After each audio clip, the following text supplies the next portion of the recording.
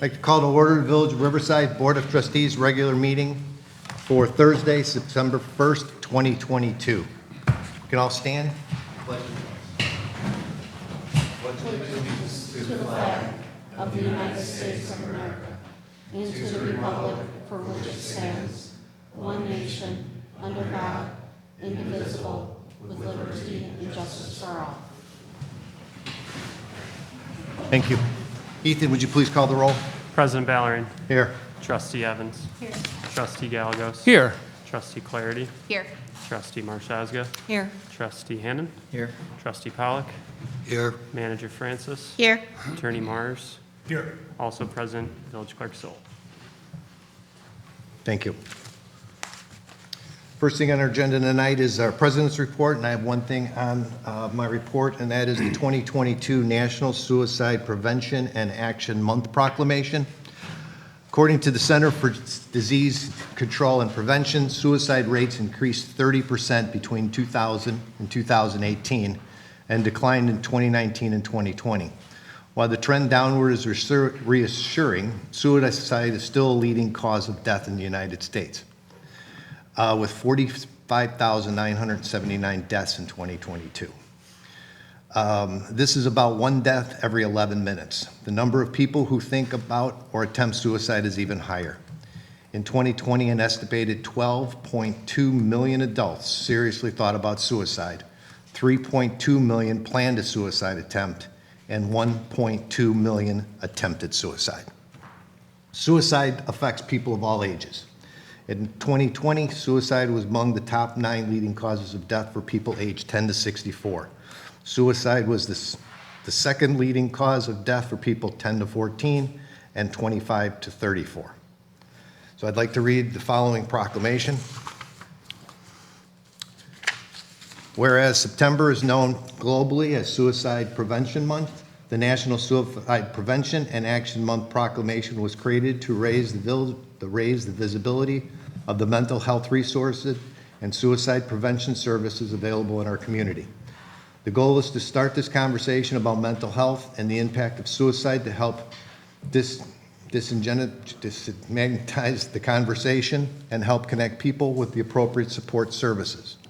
And whereas, according to the Center for Disease Control and Prevention, suicide was among the top leading causes of death for people between the ages of 10 and 64, second leading cause of death between individuals of 10 and 14, and 25 to 34 in the U.S. Whereas 45,979 people died by suicide across the United States in 2020, with an average of 126 suicides per day. And whereas each and every suicide directly impacts several additional people, including family, friends, coworkers, neighbors, and community members. And whereas the Village of Riverside publicly places full support behind those who work in the field of mental health, education, and law enforcement. And whereas the global organizations like Hope for the Day and NAMI Illinois serve on the front lines of the war that many still refuse to discuss, the stigma regarding suicide and mental health issues is far too prevalent. And whereas I encourage all residents to take the time to understand the importance of mental health education and recognize that taking care of ourselves and others include taking care of mental health. And therefore, be it resolved that I, Joseph Ballerin, do hereby proclaim the month of September 2022 as National Suicide Prevention and Action Month in the Village of Riverside. Thank you. And just on a side note, the township has several programs to help mitigate mental health. So I encourage anyone that is struggling to reach out. Thank you. Next is the manager's report. Ms. Francis? Thank you, President Ballerin. I just have one quick reminder to residents and visitors alike. Tomorrow will be the ribbon cutting at Sandtrap Grill at 6 o'clock. So if you're able to stop by, I'm sure it'll be a great event. That is all I have.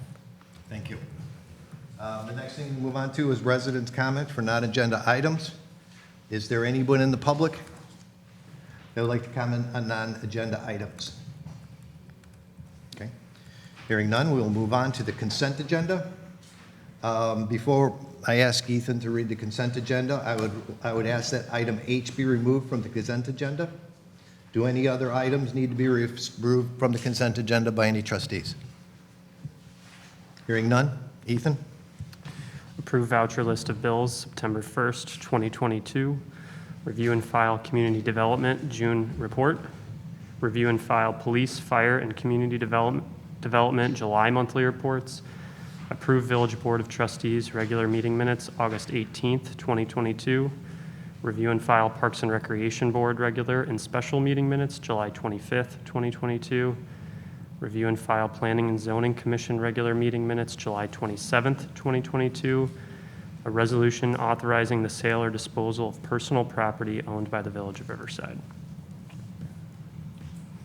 Can I have a motion and a second, please? Motion made. Motion by trustee Gallego, second. Second by trustee Marshazga. Ethan, if you please call the roll. Trustee Evans. Aye. Trustee Gallegos. Aye. Trustee Clarity. Aye. Trustee Marshazga. Aye. Trustee Hannan. Aye. Trustee Pollock. Aye. Motion carries. Director Tab, if you can please walk us through item H.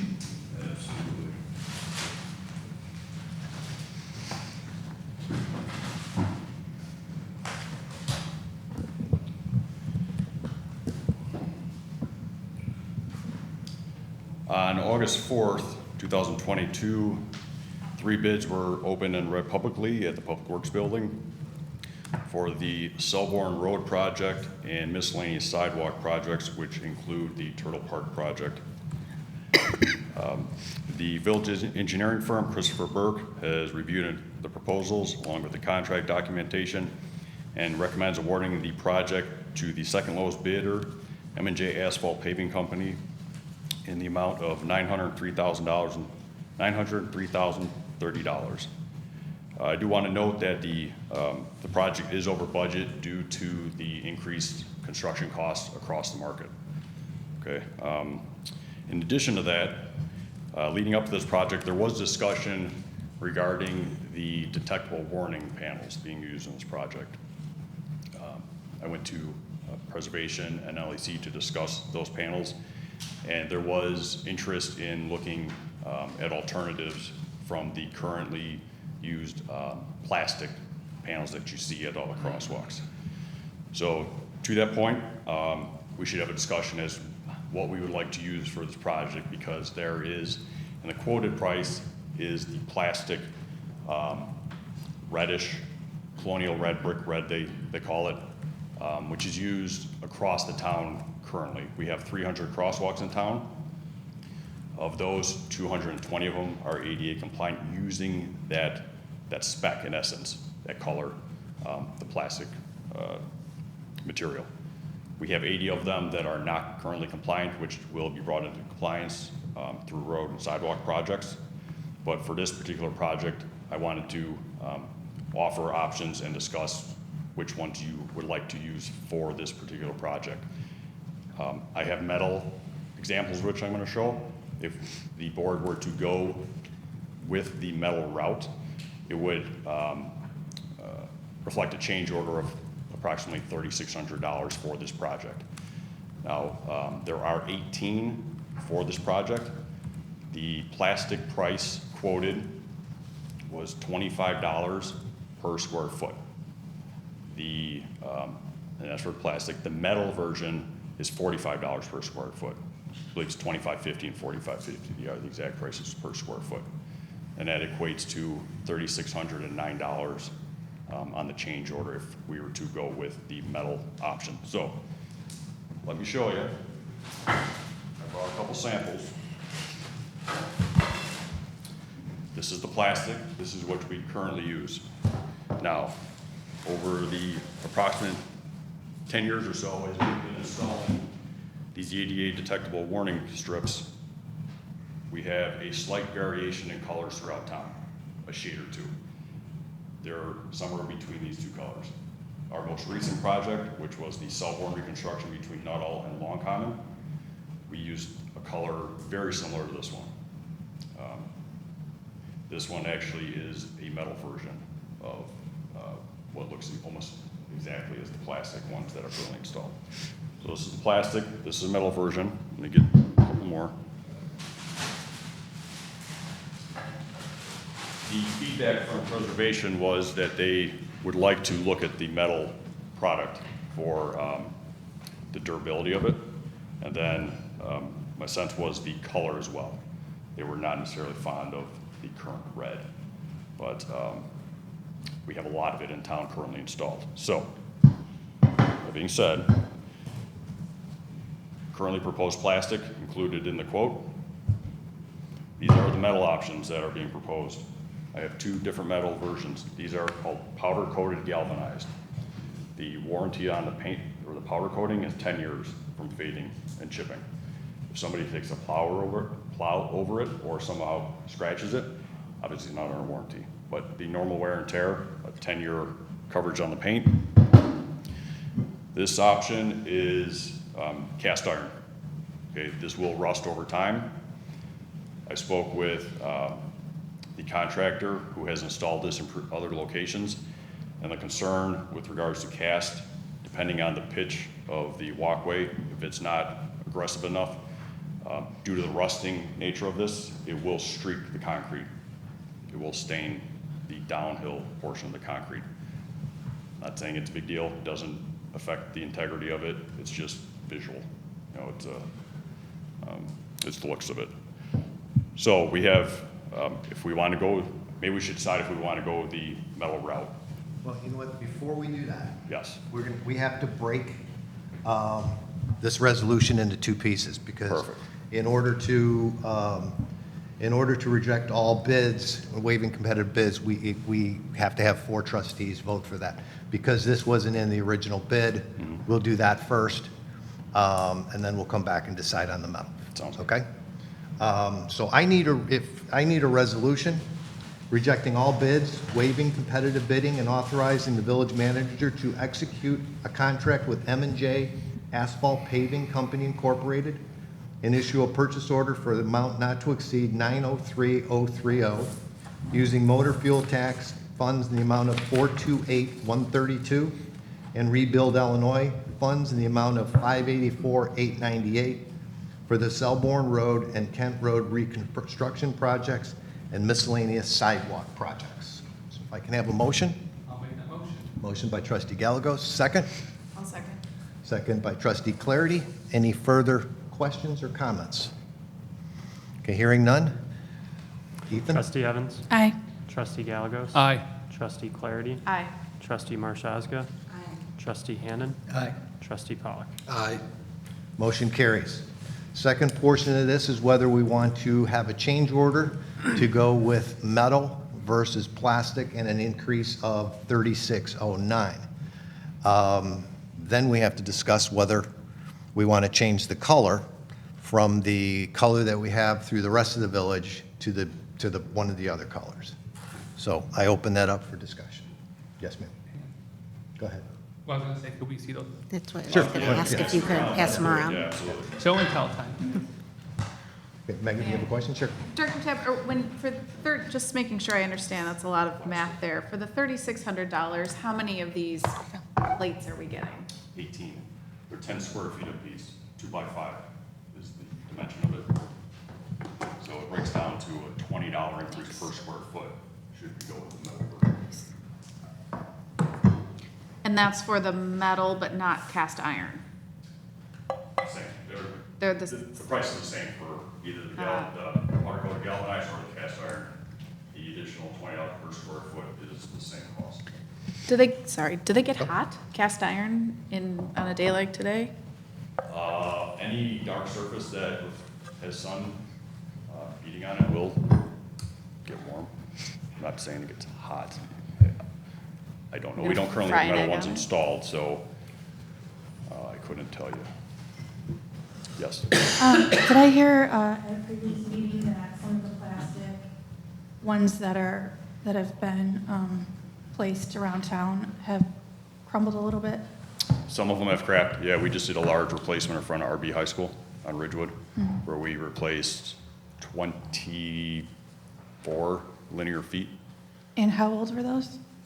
That was done, on when the Ridgewood was probably done. At least 8 to 10 years old.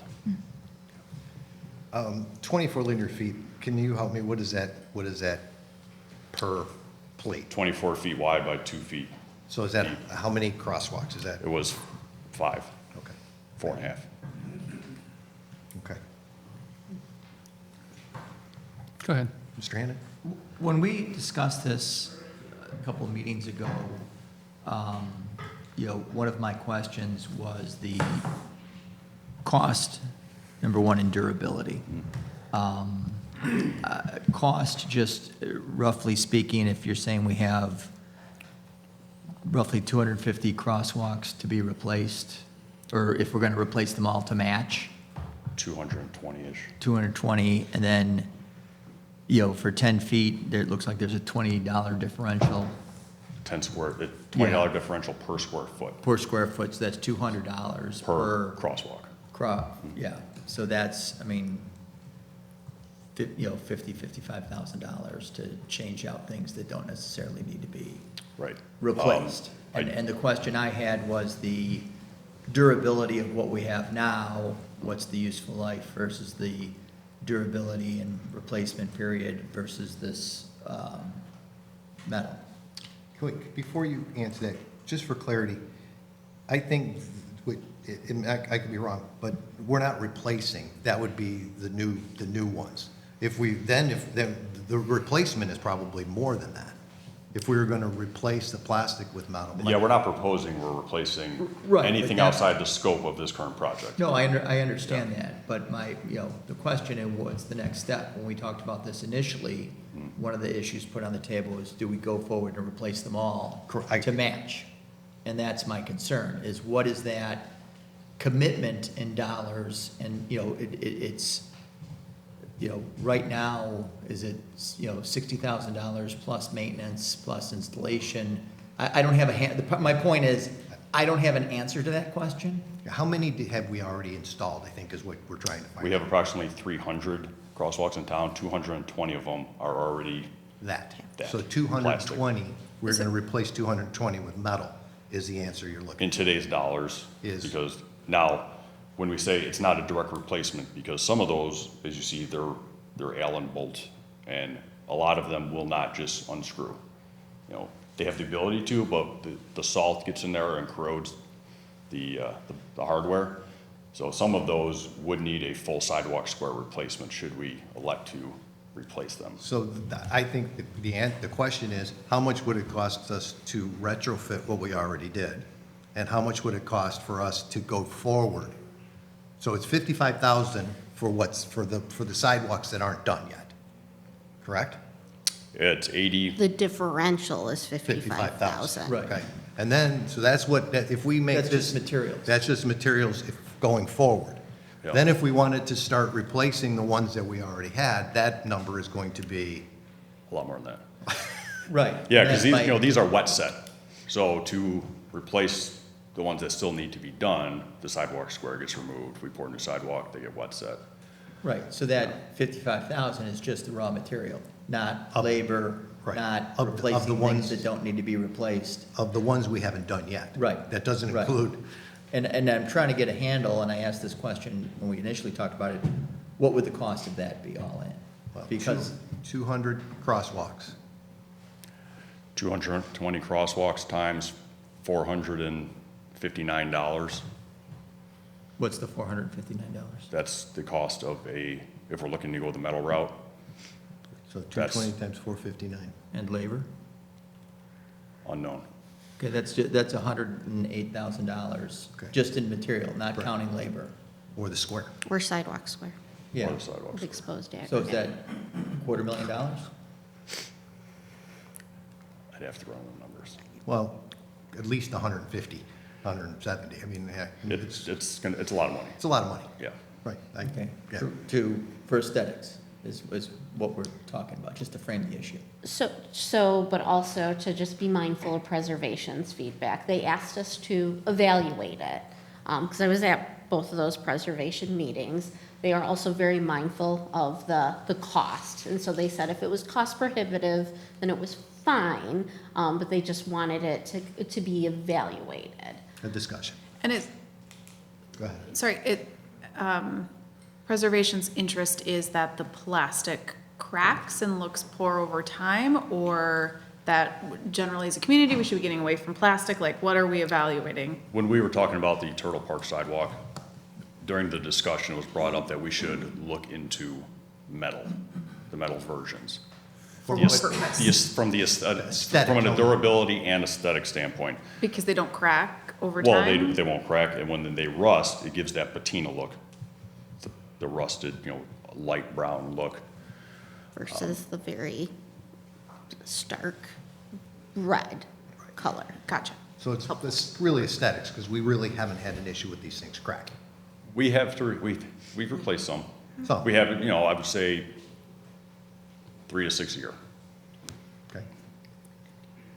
Yes, Yes, Ms. I would say one thing that we could consider, which we haven't talked about yet, is the possibility of having the metal used in places that are, decidedly civic in nature, like at the crosswalks for our public parks or for our central business district and library and other buildings on an as-needed or rolling basis. Because I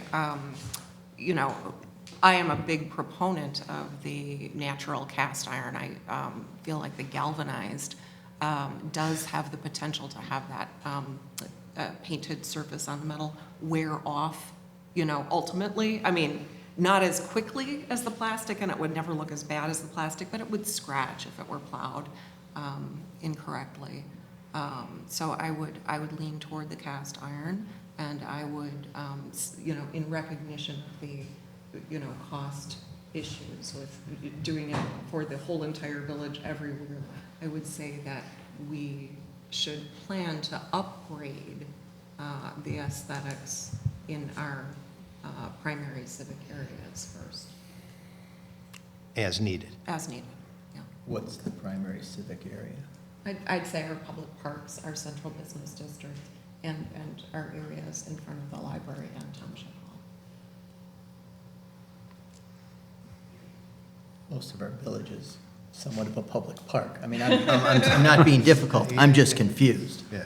I mean, are we talking every pork chop needs, is that gonna get replaced because it's, part of the park area? And with that, we will have multiple colors too. I mean, Yeah. that's the other thing. I mean, we have, To me, I mean, not to talk out of line or out of turn, we're way over budget because of the storm on tree removal. Who knows what this winter is gonna bring? I just don't like the idea of committing to a sidewalk change that, could result in $200,000 of costs, so it looks better. would you like to make a motion to that effect? After Mr. Doug- Pollak. after Doug goes.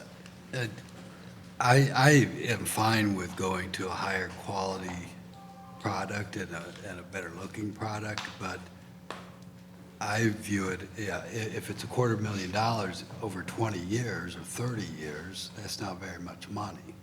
If it's $250,000 over the next 2 years, that's a lot of money. If we're talking about just anytime we install a new one, we're going to use this new product, I'm okay with that. But if we're talking about doing extra work where we're going to go replace pieces that don't really need replacing, I wouldn't be in favor of that. I think the idea is to replace them for all new projects and as needed as you go forward. Right, which Road means, sidewalk projects, as Yeah. per the 10-year CIP is, those projects come up. which means we're spending $250,000 over 30 years. Yes. Um, I'm sorry. Ms. Evans? I just wanted to see what Karen had to say, possible. I'm sorry, just a quick update about the overage due to storm damage. We were able to receive the majority of the funding back through our insurance carrier, including the cost of tree removals by D. Ryan.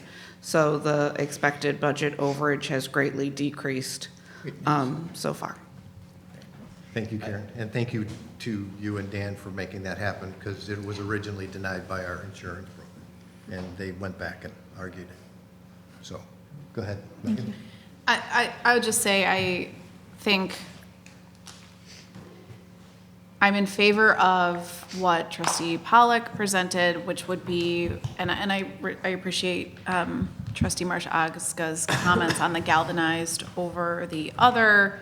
I'm in favor of as needed, as projects progress, materials progress. There's a lot in our agenda tonight about how we're progressing as a village with the types of tools that we use and the materials that we use. And so while it does feel a little superfluous to me to have nearly double the cost per square foot to talk on a rolling basis of implementing something that is more durable over time, the aesthetics, to me, I'm a little bit agnostic on the aesthetics, they don't vex me particularly, but I understand others are. But on that basis, I would agree with trustee Pollock that I would be in favor of the current project at the current pricing, going with the galvanized, and then continuing over time as these need to be replaced, but not prioritizing necessarily a project out of scope or out of cycle to replace them.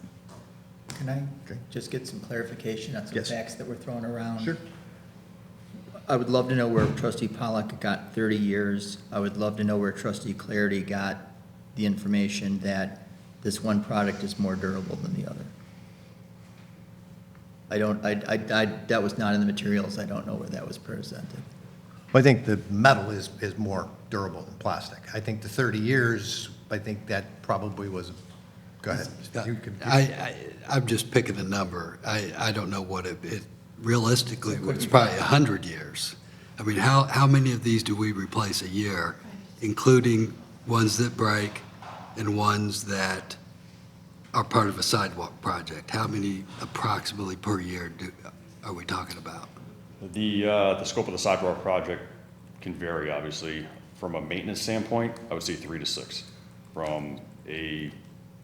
if we're replacing a bunch of sidewalk as part of the Southbourne project a couple years ago, we might have done 40. But that was included in the scope of the project. That wasn't outside of Right. a So scheduled in project. that respect, so if we're doing 45 a year, then trustee Hannah's right, 30 years. It's not 30 years, it's more like, 5. so in 5 years, we would replace every single one of these on a routine basis, whether or Southbourne not. was a really large project. Yeah. Well, I'm talking about Yeah. just looking at the last 20 years, how many of these have we replaced? Due to Averaged damage. out per year. Due to damage? Due to damage. Due to You had to damage replace it. inside It's I already I don't have the date on that.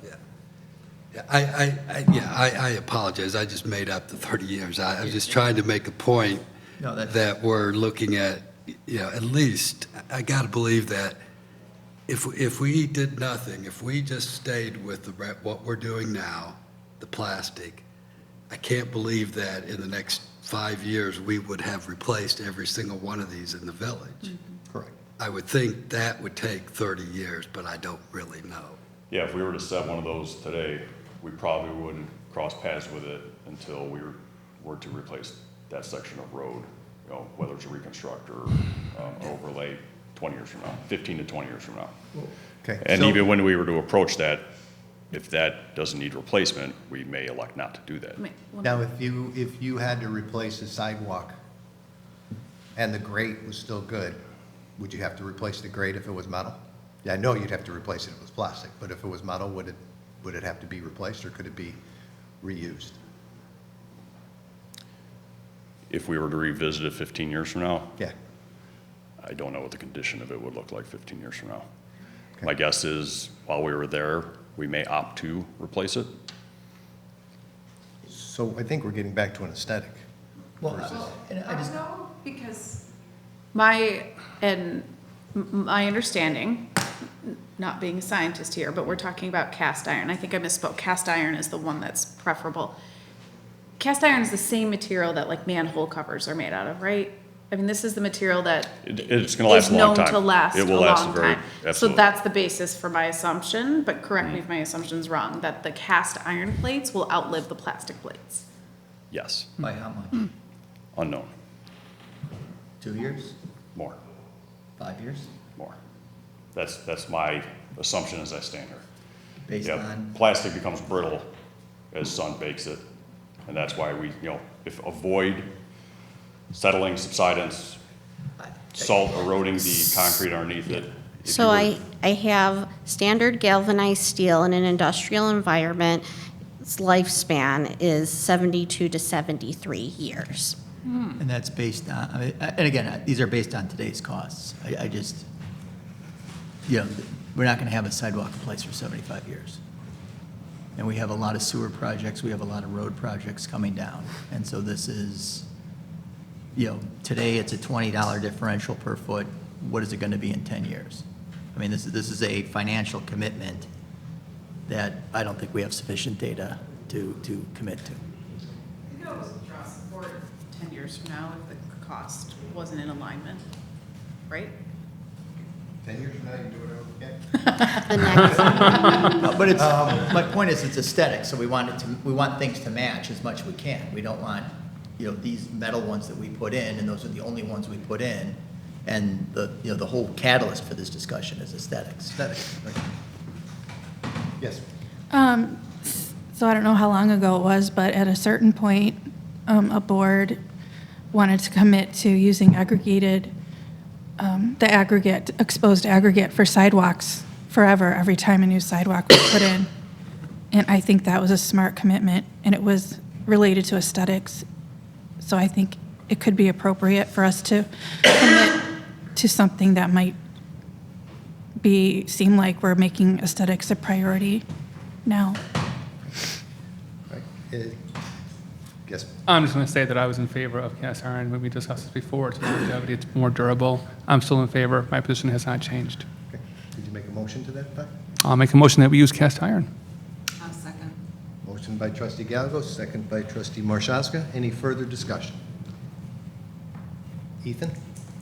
Trustee Evans. Aye. Trustee Gallegos. Aye. Trustee Clarity. Aye. Trustee Marshazga. Aye. Trustee Hannan. Nope. Trustee Pollock. Aye. Motion carries. Thank you. if I may, we'll have a change order on the next consent agenda.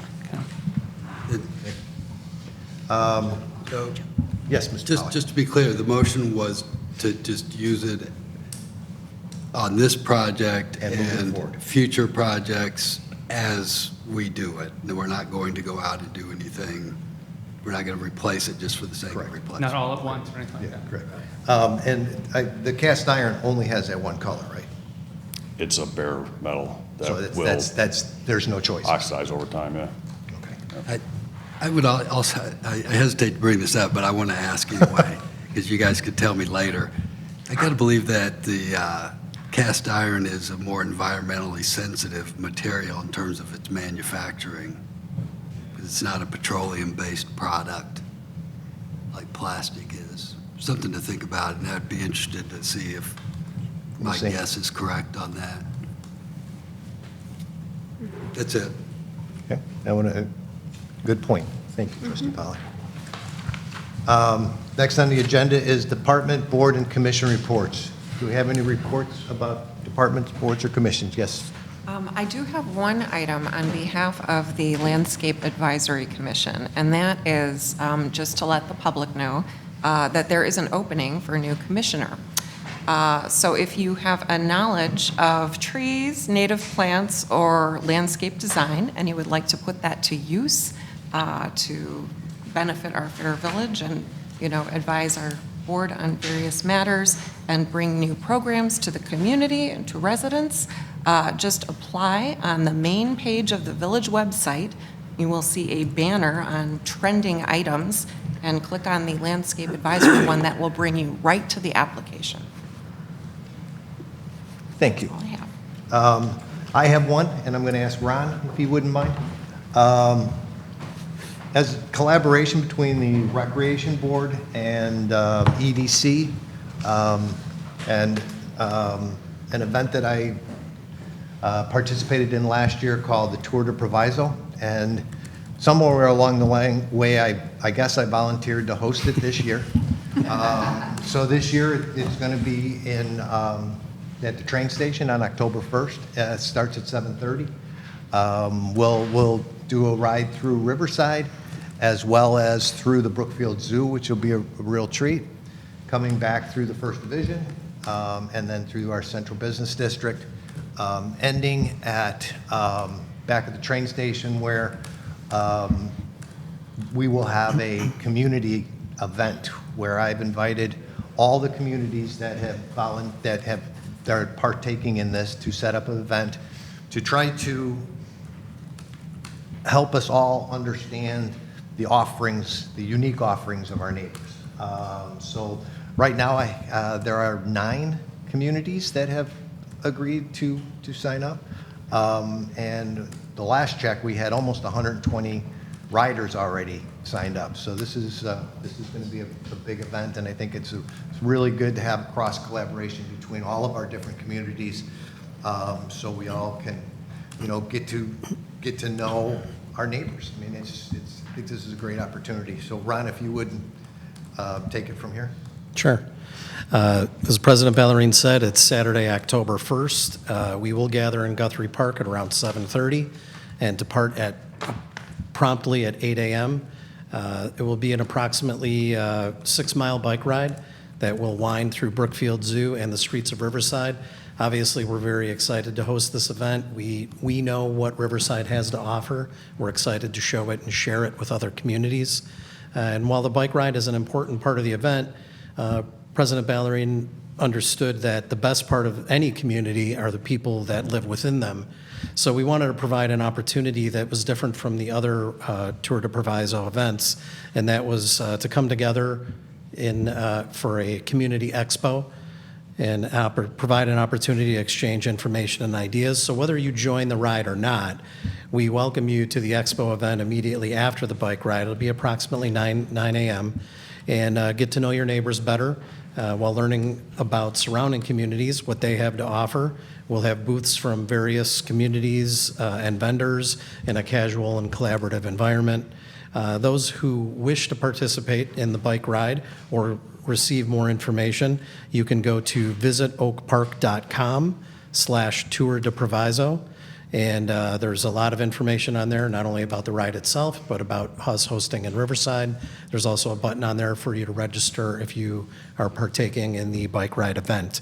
We will also start rolling out as early as tomorrow on social media, the village website. We will have a banner in Guthrie Park to encourage participation in this event. We've reached out to several sponsors and several local businesses to also participate, as well as community groups to have booths in Guthrie Park for this day. So, as I said, we are proud to host this year's event and hope to see you all there. Thank you, Ron. Looking forward to it. I would also like to thank Michael Mars and KTJ for being one of our sponsors. And also Orion from Burke Engineering is another one of our sponsors. So we appreciate the support. Thank you very much. We move on to pending business. A resolution authorizing the village manager to approve a change order number 2 in the amount of $175,000 to cover the costs associated with tree damage incurred during the June 13th, 2022 storm event. Director Tab. Thank you. As most of you know, on June 13th, the village had a major storm event roll through town, which caused considerable damage throughout the entire town, and particularly to our trees. The village, in conjunction with other towns, we spent 8 weeks cleaning up the village. Public Works had a big role in that. The mutual aid network of Public Works and surrounding towns had a large role in that, in addition to our contractual services from D. Ryan Tree and Landscape. Those contractual services, the expenses totaled $625,000, of which $450,000 of that was approved on a change order by the board July 7th of this year. This resolution is for the balance of that, $175,000, as part of change order number 2. As Director Johns alluded to earlier, that the bulk of that is being covered, actually the total of that is being covered by the village's insurer, short of our deductible. I do want to note there were some other items that the insurance provider will be covering, including our antenna, damage to some fences in some of our parks, some roof damage at Public Works. So that's great news. So if anyone has any questions regarding that. Any questions? Hearing none, if I can have a motion. Motion made. Motion by trustee Gallegos, second. Second by trustee Marshazga. Any further questions? Hearing none. Ethan? Trustee Evans. Aye. Trustee Gallegos. Aye. Trustee Clarity. Aye. Trustee Marshazga. Trustee Hannan. Trustee Pollock. Aye. Motion passes. Thank you. Again, I want to thank Dan and Karen for your tenacity with our insurer.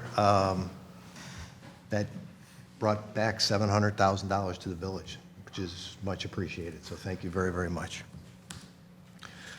Second thing on this is a resolution authorizing the village manager to waive Section 7113 construction and landscape activities time limits, which will allow professional paving and concrete company to complete the pavement rejuvenation project overnight. Manager Francis. Thank you, President Ballerine.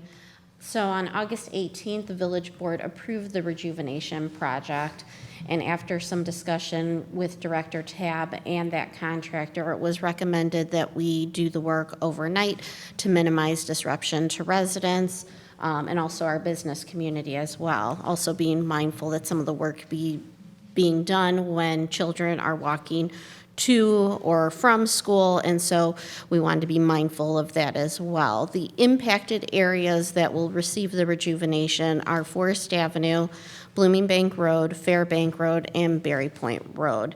Staff is recommending that we allow this waiver for our contractor for no more than 3 working days, and that it would be from midnight to 6 a.m. The last time we ever did such a waiver was back in 2015 when we had Metropolitan Water Reclamation District doing work in Riverside for the intercepting sewer. I have one question. Forest Road is on this. I know that there is times that people just leave their car on Forest Road and we ticket them, but this would have definitely a negative effect to that. Is there somehow we're going to make sure that people know that those cars are going to be towed for sure that night? We can put no parking signs up, reiterating the fact that there will be no parking between 12 and 6. And then that gives them fair notice should that ticket be Not ticket, you'd be towing them, correct? Because this is, yeah. Okay. Any other questions, any other comments? Yes, Mr. Hannan. What level of noise are we anticipating? Obviously, Berry Point and Blooming Bank are widely residential. The product it's applied with a broadcast spray on the back of a vehicle, so it's pressurized through a pump. So you have the noise of the vehicle itself moving down the roadway and the noise of a pump. Okay, so it's, And it dries naturally. There's not a blower or anything that is used to dry it or cure it. So they'd make one pass, they get to the end, they turn around, make another pass, and that's it. okay, thank you. I think overnight is, because obviously we shouldn't have any parking issues on any of the roads, but this should. Yeah, we're trying to minimize the impact on the busier streets, Forest, Berry Point, Blooming Bank from the train station. And that's what we decided is be the best, least impactful. Okay. I ask for a motion. So made. Motion by trustee Gallegos, second. Second. Second by trustee Marshazga. Any further comments? Questions? Hearing none. Ethan? Trustee Evans. Aye. Trustee Gallegos. Aye. Trustee Clarity. Aye. Trustee Marshazga. Aye. Trustee Hannan. Aye. Trustee Pollock. Aye. Motion passes. We move on to new business. The first part of our, on the new business is ComEd presentation on the June 13th, 2020, and the hardening of our system and some improvements that they have gone over. We had a nice meeting with them yesterday. They were all excited about about coming, but then there was a medical emergency for one of the participants, so they were unable to come tonight. So they will be coming to our September 15th board meeting, pending no storms, emergencies, or anything like that. So now we move on to the fun part, which is the discussion of our capital improvement plan, fiscals 2023 and 2032. Director Johns. Good evening. Before you tonight, and at each of your workstations, we have a printed copy of the 2023 to 2032 capital improvement plan. This includes all capital purchases for the village. Capital purchases are typically defined as a product or service lasting over 5 years with a price of over $5,000. I wanted to talk through some of the highlights of the plan before you and then give an opportunity for any questions or comments. The total of this 2023 capital improvement plan is $6,422,671 and has increased approximately $3,132,143 over the estimated 2022 projected year end. The majority of this large increase is due to several projects being delayed a year, including the Des Plaines River Trail project, the ambulance purchase, which was approved earlier this year but not expected to arrive till mid-2023, and the standpipe painting project in North Riverside. The other large purchase or project next year is the Shenstone water main and sewer upsizing and road resurfacing project. At the end of 2023, the fund balance in the capital projects fund is projected to be approximately $7,000. Please note that this is based on the analysis of the year-to-date actual revenues and expenses for the end of year 2022. I will mention that this was before we received word that Irma would be covering the tree removal, so I expect that to go up. The unassigned fund balance in the general fund is projected to decrease by $525,000 from $847,000 to $322,000. Again, this is before the Irma revenue portion. This current plan also reflects $2,789,000 in capital equipment purchases, improvements, and debt service for the water and sewer fund, which is an increase of $1.87 million over 2022 expenditures. Again, the main focus of that increase has to do with the Shenstone water main and sewer upsizing project. The inflationary cost for construction continues to rise at almost unprecedented levels in the Chicagoland area. We've experienced increases of up to 30% in 2022, and the increases are estimated to range from 5 to 15% throughout the duration of the plan. A reminder, at the end of 2021, the village had available for withdrawal a little over $1.4 million at Irma. These funds have been kept to smooth insurance costs in the past for a year when there's large claim history, but this funding is available for withdrawal if needed for future capital purchases. I also included in your packet, I'm sorry, I don't think I printed it tonight, but the street map for the plan showing all the street improvements that we plan to do within this 10-year plan. Before I go into some of my questions for the plan, are there any specific line items presented in the spreadsheets that the board would like us to go over? I think it's important that everyone knows that the CIP is this is a planning document. We'll get another bite at these apples several times over the next year. So Is there any questions that everyone had? Yes, Mr. Hannon. And I know I ask this every year, and Director Johns gives a great explanation, and I forget it immediately thereafter. You know, this budget has, you know, deficits starting in 2024, which, you know, it's clear what's going on here. Just want to understand, you know, what the overall plan is to fund those deficits, or what, you know, not down to the dollars, but just sort of philosophically, what are we doing? Correct. The general fund, or the general CIP sheet, which is the main one that you're referring to, starts to have deficits in 2024. We typically help fund that by transferring over unassigned fund balances from the general fund. So we do expect to have a surplus this year due to higher than expected sales tax revenue, and other revenue streams this year, and expenses are close to budget after the good news. Thank you. Thank you. Any other questions?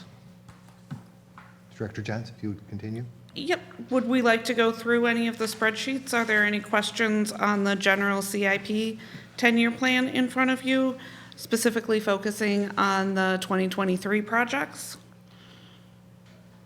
I have one.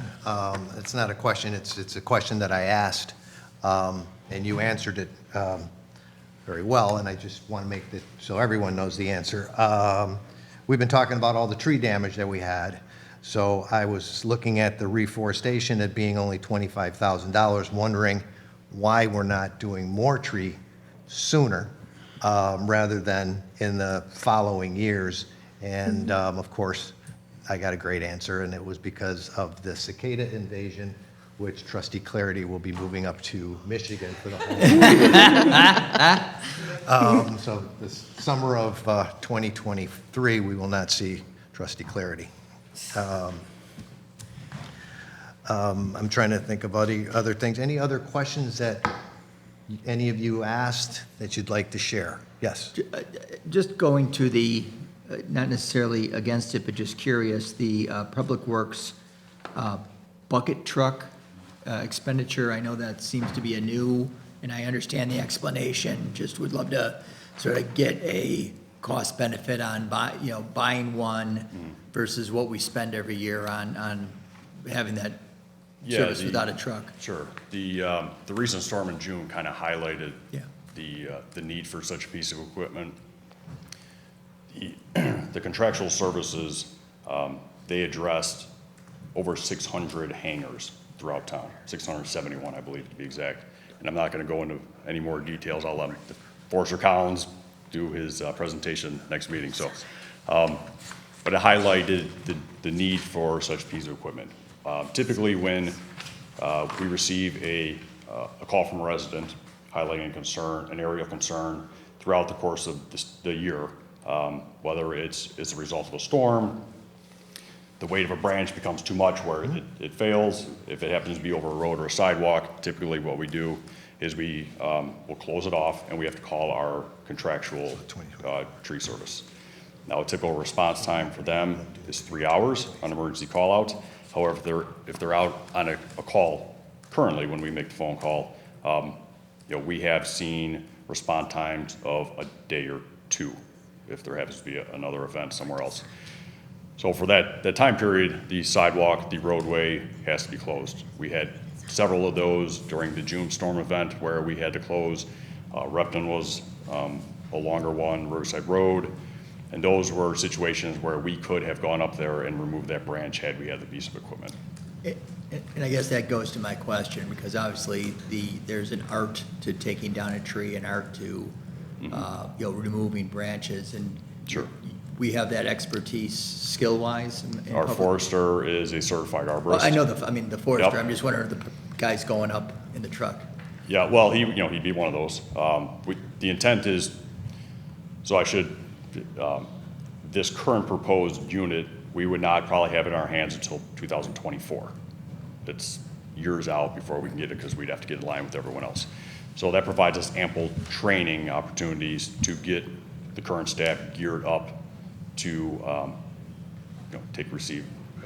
receiving that truck and then, of course, implementing the work itself. From a cost perspective, we experience on average over the last 3 years over $8,000 worth of expenses for call-out for hangers themselves. That expense is going to go up. I assure you that we, in all likelihood, will probably have to go back out to bid for tree services next year. So that emergency call-out cost will go up. The consistency of that expense, it's kind of all over the board depending on how many storms we get. And then is the intent just in storm and emergency situations, or No. just going to limit the outsource for our sort of No, we would. deforestation that, I know they did 1/3 of it down around my house. I think it's a great idea. So are we going to do that more in-house Yeah, with we this have truck? cyclic trimming.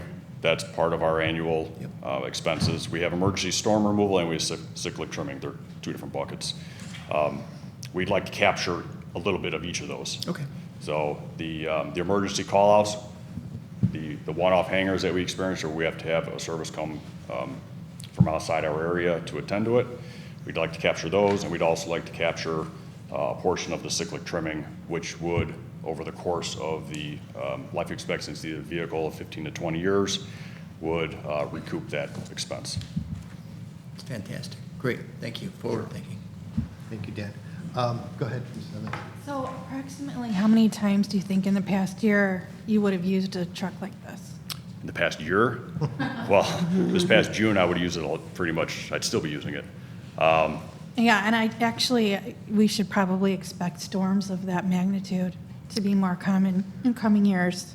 We have seen storms come through that, while they may be short in duration, are more powerful than a historical storm over the last 15 years or so. Right.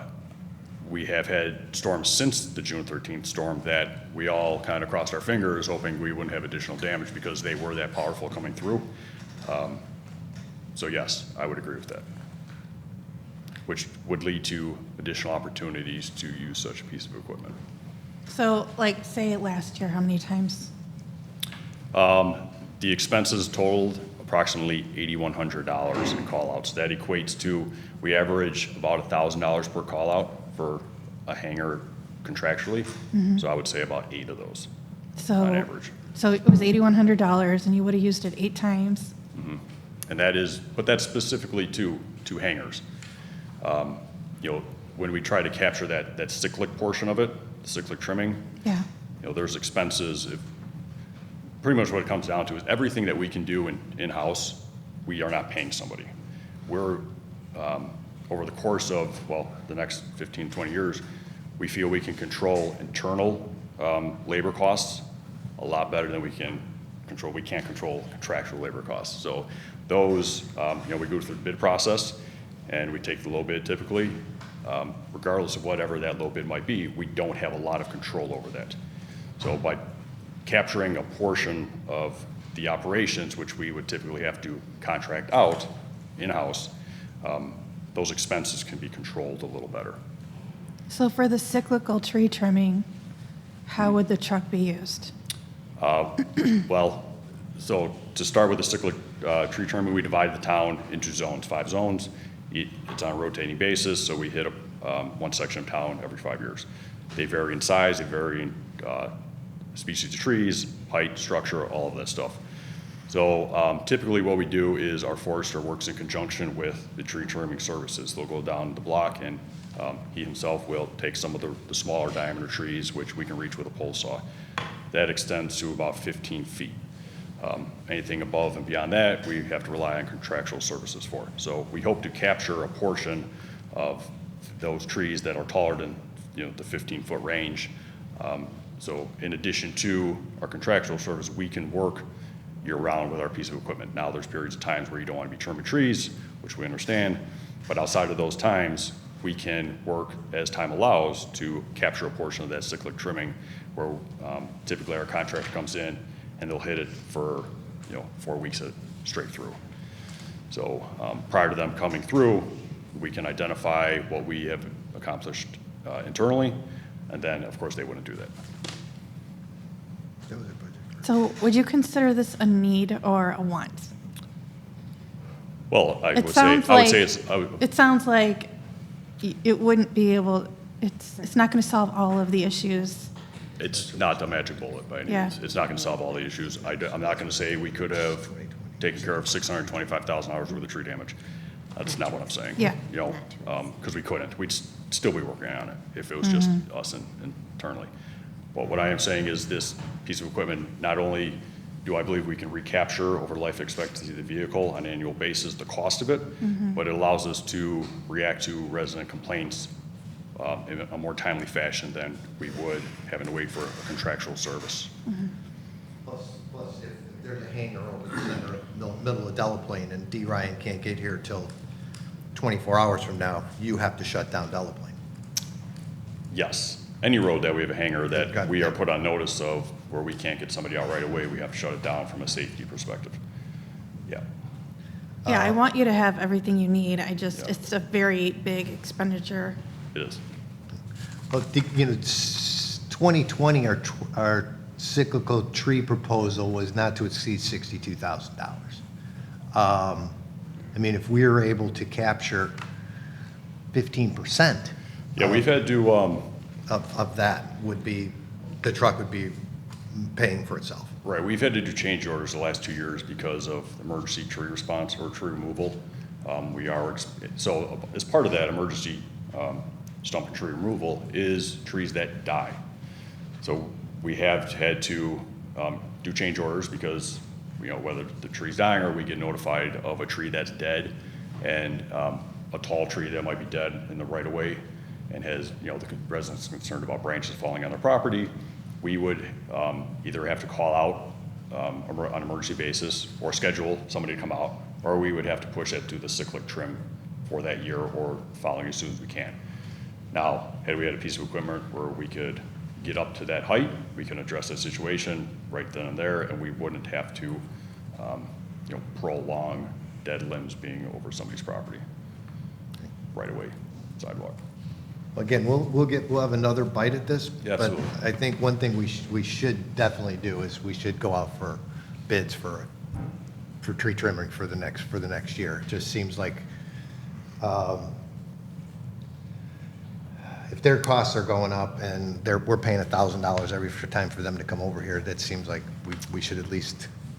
I haven't, so yes, we can definitely do that. I haven't been officially notified that the contractor is not interested in re-upping on the contract. I do want to make it known, though, that they have been the low bid for the last 12 years. Okay, So, okay, all right.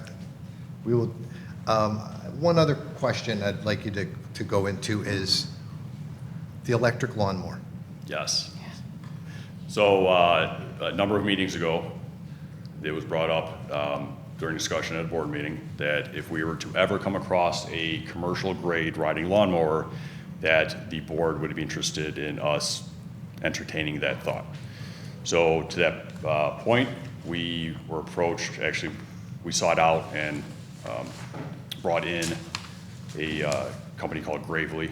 They are a manufacturer of not only commercial grade lawnmowers, but an electric lawnmower, commercial grade. So we brought it in, we demoed it. They are, as far as I know, the only manufacturer that has a commercial grade electric lawnmower that lasts any period of time. So we brought it in-house, we demoed it for 3 days. It was perceived well by staff who typically cut grass. We were able to get about 5 hours out of a single charge on the mower. So yes, we are proposing purchasing one of those lawnmowers. Now, to go into the cost aspect of it, that mower itself is around $26,000 for the mower. A comparable diesel version of that mower is $28,000 from John Deere. The additional cost you see in the CIP is for an additional set of batteries and a charger, which we are proposing to put in an enclosed trailer, which would house the batteries, the charger, and the mower itself with additional space for a future electric mower. We don't want to get caught in the rain. While they can take drizzle, because of the amount of grass we have to cut, we cut through drizzle a lot of time, up to downpours, and then we haul ourselves back on an open trailer. So to prolong the equipment, that is also included. But to that point, the additional set of batteries and the charger, I would expect those to be utilized down the road if we were to have an additional mower. So the next mower expense would be less than the current proposed. Okay, and are these batteries, could these be used in other Gravely items? No, so it's They are, specific, each battery is about yay big. so it's not like my No. my Craftsman where I can use it, my blower, my trimmer, my thing? No, they So, are, okay. they're large. Each mower takes a set of 4 of them. Okay, Yeah. Okay. Lithium ion. I'm sorry, go ahead. Just a question on that. Are we familiar with any other communities around us that are using these? Not in our direct area. There are some up north that the company that is, or the distributor, I should say, that demoed it for us, they've had them now for a while, 6 months to a year, no issues. The mower itself does have a 5-year warranty on it. The frame of the mower has a lifetime warranty on it. So it's a heavily warranted product. And that, the 5-year warranty includes the electric motors on it. Yeah, That's a real first. It's wonderful.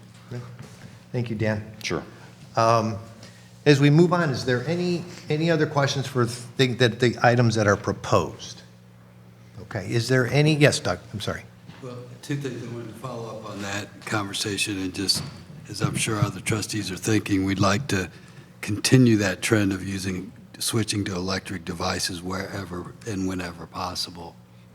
The item that I had a question about, again, electrical, is the EV charging station. We've got $140,000 in the parking lot improvement fund for, it's just EV charging station type 3. Assume that's one station. It's in the parking lot improvement fund, so does that mean it has to be in one of the commuter parking lots, or is that for, what's the explanation there? What is that for? Based on the previous discussion of the board, it seemed like the board was looking at either putting this in the green parking lot or parking lot 1 if it was installed on village property. So it would be an asset of that parking lot, so it would need to reside in the parking lot fund and be an expense there. And whether it's 1 or 3 is to be decided? Correct. I believe we were discussing between level 2 and level 3. I'm sorry, between the green parking lot and, Yes, between the 2 parking lots is to be decided, but still being decided. we're committed to the type 3. I don't think so. I believe we're going to be discussing this in a little Okay. bit more detail in the October meeting. That's fine. But we want to make sure that all cars would be able to be charged at either type of location. I mean, specific to this one project, I feel strongly that it needs to be type 3 and that it needs to be accessible to the general public, not just to commuters. But the real point of my inquiry is, I think we need money in future years. I think we need a long-range plan for installation of EV chargers in our downtown area and, maybe other areas, I'm not sure. And where we have placeholder dollar amounts in future years to achieve that plan and get us to where, we can keep up with the world in terms of having EV chargers. Ms. Francis? Thank you. So with respect to that, actually, as we're looking at the business districts along Harlem Avenue, the goal is to try to work with those that will have parking lots. So I will give you the example of, now this hasn't been finalized, but I've been talking with Dr. Normati about potentially putting an EV station in the parking lot and coming to the village as, as part of a grant agreement. So obviously, it brings additional people to that area, but it's added benefit, and it's not something else, another asset that the village has to maintain. And so as it relates to different areas within the central business district, ideally, we'd like to get an agreement with a private property owner so that they're maintaining it long-term, but also having them in our parking lots. And I want to make sure that that was our approach, but I want to make sure that's consistent with what the village board would like. Well, I'm not sure what you're saying is. I mean, I'm thinking that there would be a couple of on-street charging stations on Burlington, for example, maybe one on Quincy, and I'm thinking 10 years from now, long range, as we can afford it and as we prioritize it. And so I'm just suggesting that when we finalize this capital improvement plan, is we think about that and maybe put some dollar amounts in those future years, just to serve as a placeholder and as a reminder that we need to talk about this every year, about that's one of our priorities to be decided every single year when we do the capital planning, is can we put one or more charging stations in, that particular year or not? And so. And I think the question with the level 3 is, if I understand it, not all cars can work off of the level 3. I think that the Tesla works off of the 3, but The Volt, I believe, can only work off the level 2 at the maximum. But we are doing additional research, mostly checking out the largest ones that we can. So the Volt, the Prius, and the Teslas, where can those be charged at? What level charger? We're also looking at our vehicle records for vehicle stickers to kind of see what type of vehicles may already exist in Riverside, and make sure whatever charging stations that we get would also benefit our residents.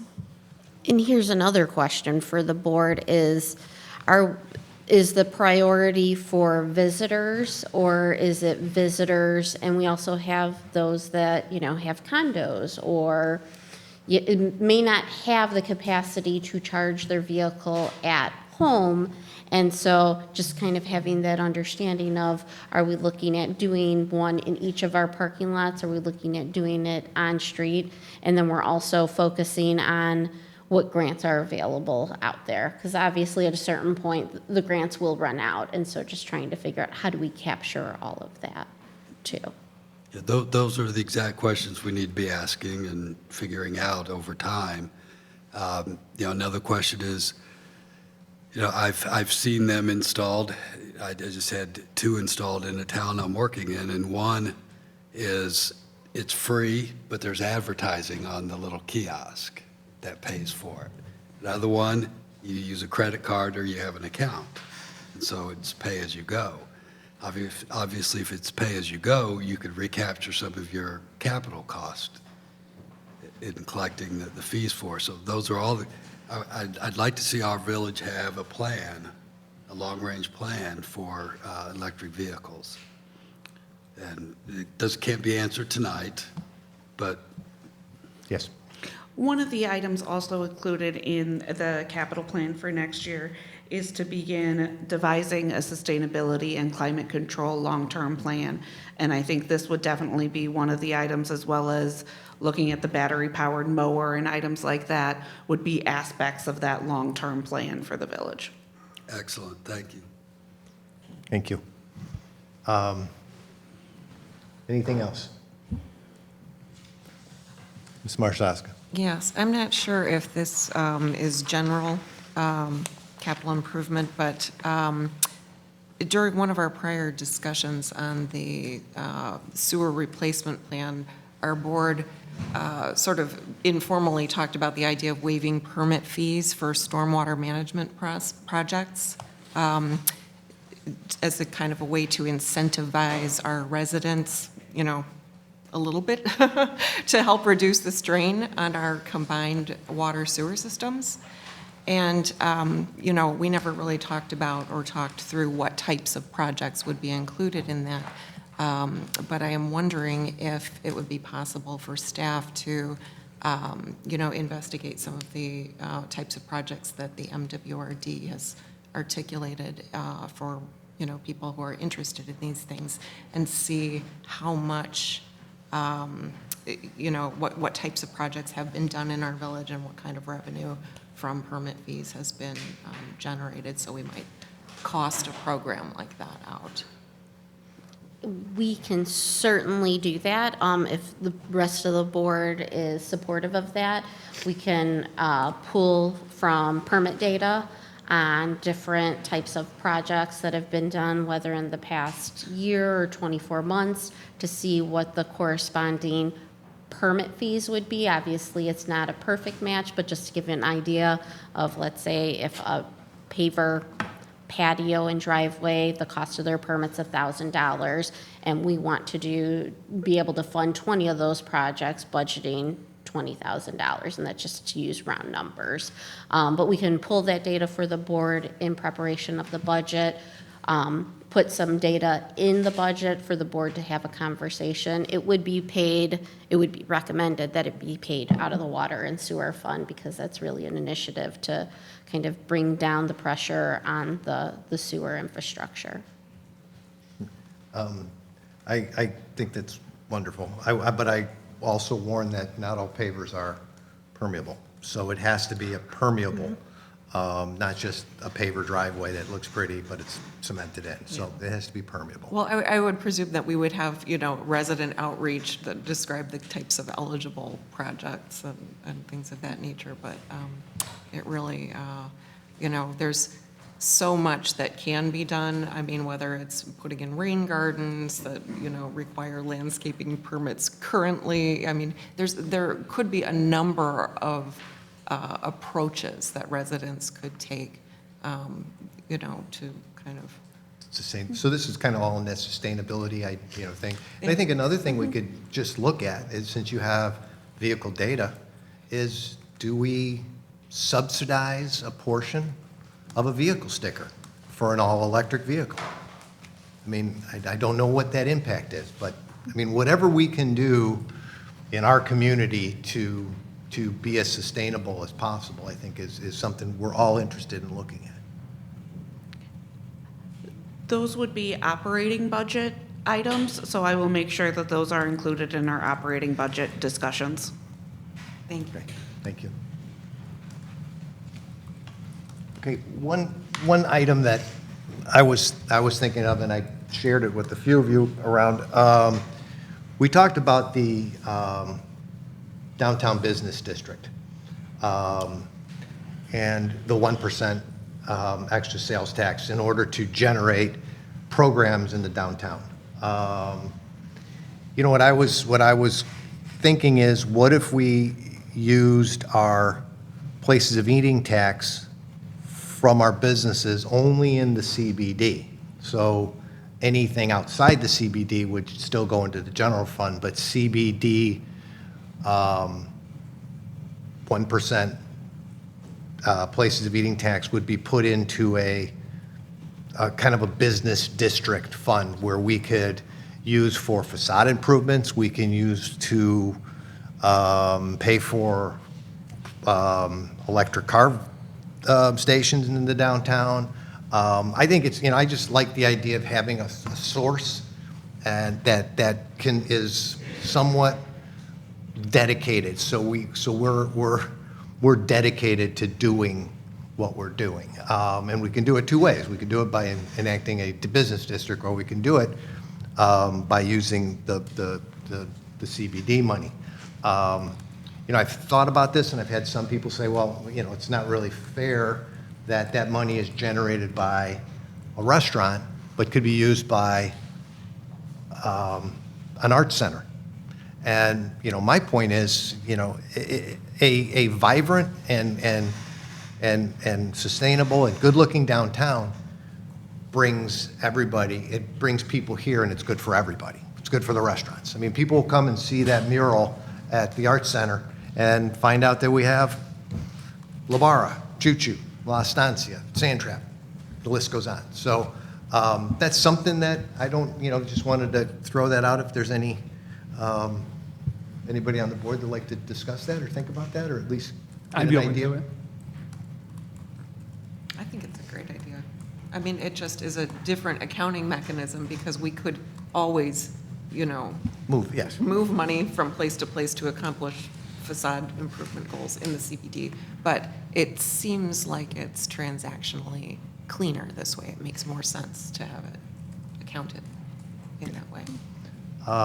And staying on the subject of having funds, many years ago, probably 15 years ago, we used to have dedicated sources or funds that went into vehicles, where we had a fund that was just for vehicles. We fed that fund, and then that fund you used it for only vehicles. Somewhere along the line, that was removed. and During now- the recession. Yeah, then we just take it out of general.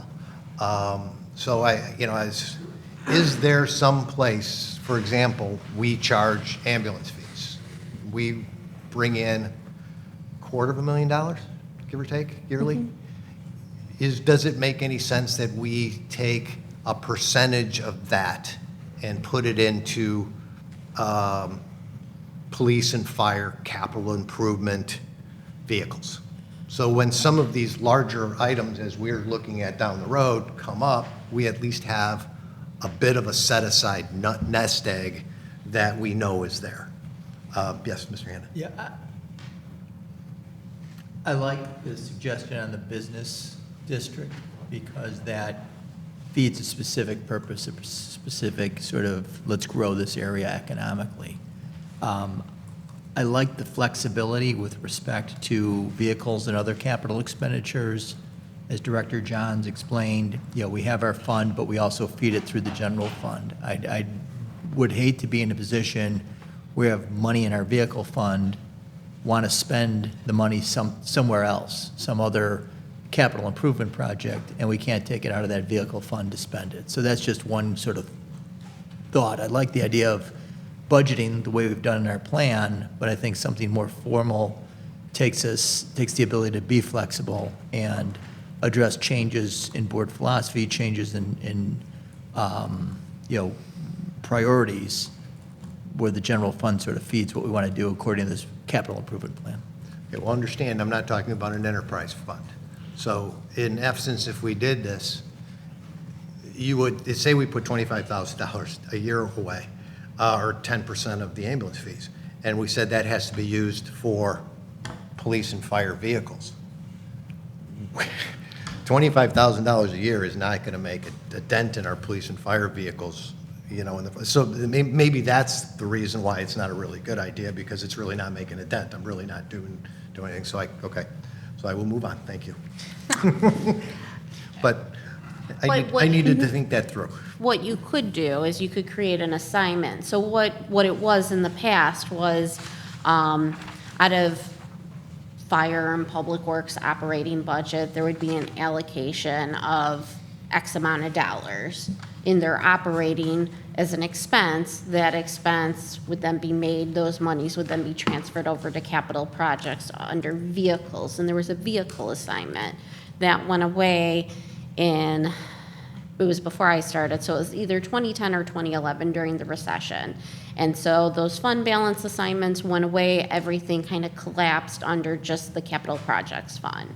And so there were monies long-term, so fire truck, for example, that had accumulated over time in preparation for purchasing that vehicle 30 years later.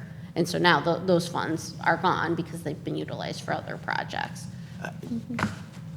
My thought is on a, non-binding assignment. That to me seems like a staff management issue as opposed to, because it is very flexible. If you guys can assign it and move it, and the board can do whatever it wants. I was concerned about a formal fund. So if that, what you think is appropriate? It would be flexible, but again, does it? If it's an assignment within the fund balance policy, that can be updated at any time by the board, just by updating the policy. And then that flows through to the audit. So it's not restricted by statute or anything like that. That would take a lot of effort to change it. It wouldn't take a lot of effort. It would not take a lot of effort to update the fund balance policy. Well, let's think about that, because that's a question for budget time, so I just wanted to throw it out. Yes, Mr. Pollack? Do we track, I'm not sure what the right terminology is, a replacement schedule for capital equipment and infrastructure? What I've seen is, a table that has a column of every single street, every single truck, vehicle, et cetera, their life expectancy, and how much money you would have to put in to the budget every year to pay for it when it needs replacement. Do we keep something like that? I think I've seen that in the past. So we do have many different schedules. One being, we have a GIS, so we have mapping data that we put in to our system. So there are different variables. We have our vehicle replacement schedule that we can do a look back on. Some of those are more raw data planning documents that internally staff utilizes, and we can certainly provide them to the village board. So for us, probably the most intuitive maps that we have are really the GIS maps where it's showing the different infrastructure that has been done, because obviously those are the most costly. We have the vehicles that are cycling, but that's easy enough to make it a little bit more refined in a spreadsheet for the village board. Okay, thank you. Thank you. Any other questions on CIP? Okay, we will move on. We are not going to move on. Sorry, I have a list of questions that we would like clarification and guidance from the board on regarding the CIP. I'm in the items to consider portion of the overall packet. The village conducted a facility needs assessment in 2018 to address the needs of the public safety and the aging condition of the facilities. Staff recommends using the limited tax debt solely to address facility improvements in upcoming years. Does the board agree that this limited tax debt should be used for looking to redo the youth center into a new public safety facility? We're looking to not tear it down and start all over. This is possibly rehabbing or reworking the space itself. Correct. And Yes. other improvements to our other aging facilities as well. Correct. So I'd like to make a suggestion on that, that myself, Director Tab, Director Buckley, sit down with perhaps a preservation commissioner or chair to kind of discuss this, because in my preliminary talks, while we have received information from our architect that the building is structurally sound, Chairperson Pipel actually, in a discussion that I had, said, but does it make more sense to demo the building because it may actually cost you more to try to retrofit what you need? And I think before sitting down and engaging Williams in another agreement or contract, it would be really helpful to have those conversations with designees from preservation, because it will have to go through a preservation process anyway, because if it's connected to Township Hall, it has to go through the whole certificate of appropriateness process. And so getting their feedback on the massing, what they think would be a good look for the building, or at least vetting that helps the process along as well. So I wanted to know, Chairperson Pipel said he was very much open to it, and whatever the village needed, he would make himself available. And if we wanted to designate another commissioner, he would definitely, get another person on board to help with this process, because he understands how important it is. Good. Ms. Clarity? So I just want to make sure I understand what the ask is here. Are we being asked our interest in assessing the viability of the building itself, or what changes could be made to the building? Or are we being asked to lend our support to doing that for the sole purpose of considering public safety facilities? So yes to both. So first, figuring out what the viability is based on where it is currently at and whether or not it makes sense, because we have a lot of very talented individuals on preservation. And so if they're offering their services for free versus paying Williams Architects to have those conversations, I'm definitely on board for that. But then in addition to that, public safety is in need of a facility. So anyone that's seen our medics court, anyone that's seen the public safety spaces, it's very problematic. And so looking at it from that, and it's not just public safety, it's also RTV. You know, they're doing some amazing things and their area is less than great. And so looking at how do we make it better for not just our current staff members, but future ones as well. And so this would be first working with preservation commissioners or designees, getting that feedback, having those meetings, bringing some feedback to the village board, and then once we get to that point, then engaging Williams, but also having those preservation commissioner representatives as part of those conversations, because I think that would help the process as well. I'm very supportive of getting free stuff from our very talented residents who are happy to volunteer their time, right? So on one, very supportive. On two, I have seen the facilities. I do understand the condition. I want you all to have what you need and to have great facilities. I am not fully committed that that is the right use for that space, and I think some of our residents at least have other thoughts on what beautiful riverfront property what opportunities there might be there. And so I am in favor of exploring and seeing what the structure can support or what it can allow, but I don't want to fully commit to that being the only avenue. I'd like to commit to having more discussion on if that's a viable property, what is done there. Thank you. Ms. Evans? Yes, I agree with Trustee Clarity.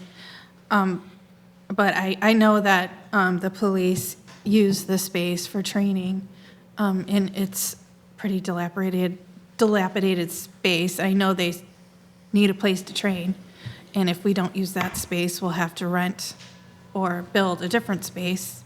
But at the same time, I'm wondering if we can do some sort of mixed use.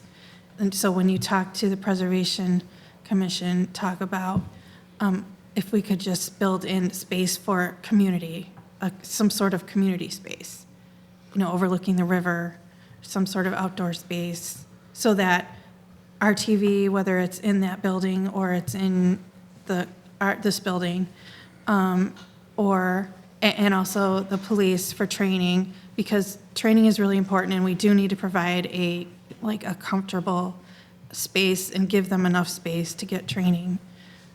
So if we could have like a multi-use situation and sort of go into it.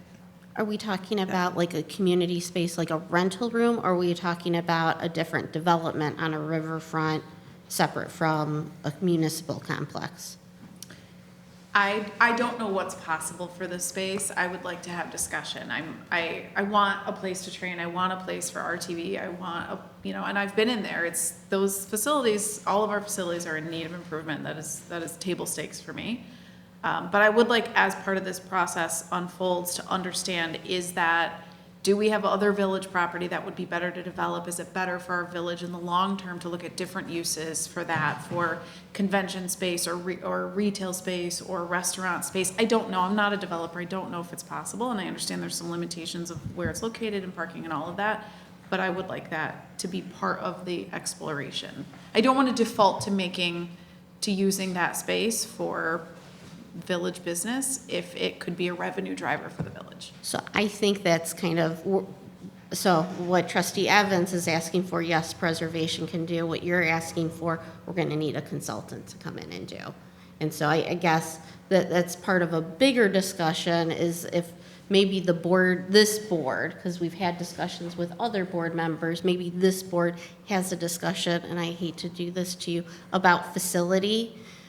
The village board figures it out, and then we can kind of have direction as staff of what the next steps are, whether it is contracting with a consultant, whether it's looking at the existing framework and site that it's on, to figure out what can be done, or whether it's something new beyond that.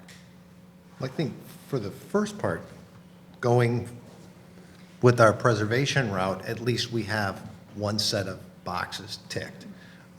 It may not be to the point where it's a restaurant, hotel, event space, but we could see what we can do with our facilities, and I agree, we need a community space where the community can gather, the community could rent out, things like that.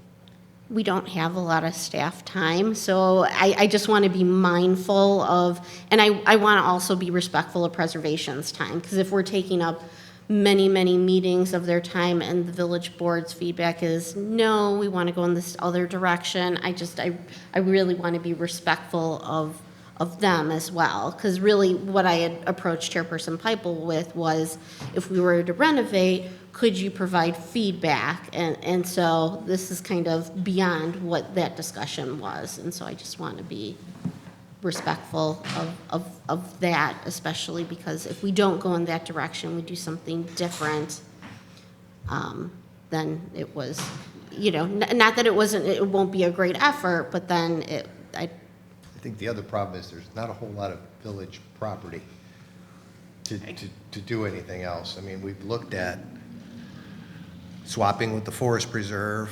The other part is people have talked about Harrington Park, taking Harrington into a police station. That didn't go over well.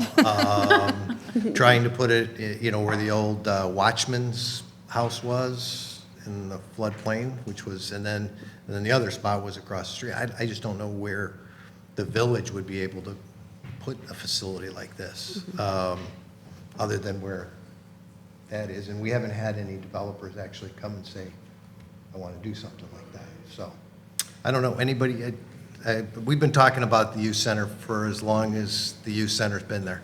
we really need to, I know they've been talking about the police department and the fire department for, now it's probably 30 years, because 20 years ago it was a discussion about public works versus police and fire building. Public works got built.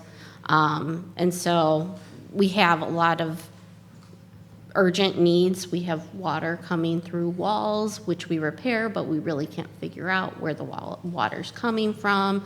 We have water coming up in the lobby area in the police department. So we have a number of issues that we're trying to tackle and figure out, but given that it's an older building, interconnected. And so I want the board to be cognizant of the fact that if we don't start doing something related to the facility, we are going to have to do the capital layout that Williams laid out in their plan for annual expenses, which is significant. I have a question. Yes, ma'am. Is the combined footprint of the existing fire station that is north of the tracks, together with the surface parking lot that is to the west of it, is that combined footprint sufficient enough to do like a larger new structure that would be for public safety, that would have like parking underneath? And What I understand, you cannot, or they do not want police, fire next to a railroad station or rail line. Is that Are you correct? talking about Station 2? Station on the So other side. there are challenges related to that because we do have some public works infrastructure that we can't relocate over by that parking lot. And so There's that. a reservoir in the back. That, right? Yes. There's not an obvious answer, but to me, it is, I would like to make progress on this point, and I hear your call for progress. I don't want what public safety officers at their desks, right? I'm sympathetic to all of that. I think it is worth spending the time to explore whether there are creative solutions or opportunities there, only because we are continually asked to consider economic development in the village by our residents and to increase our tax base. And there may not, the answer may be no, right? There may not be an opportunity there, but as a steward of the village, I think it's too important to skip a step here. That's my opinion. Mr. Pollack?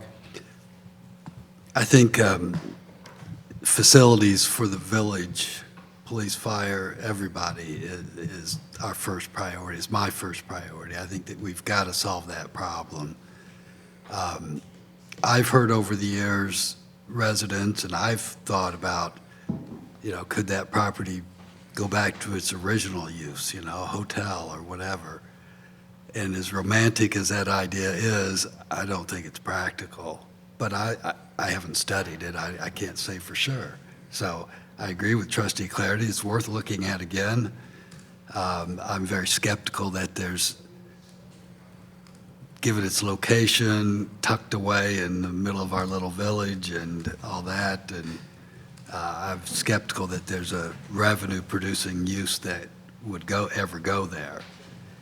But even if there was, I would only want to do that if we solve our facilities issue. We've got to solve that issue for the long-term health of this village. And I mean, every piece of land has been studied around here. And there's a video of it too, as well, right? Yeah. So where are we at? Where do we want to move? Do we want to engage with more for the public, the public use, the police, fire, community type of idea, or do we try to find that elusive developer that's going to?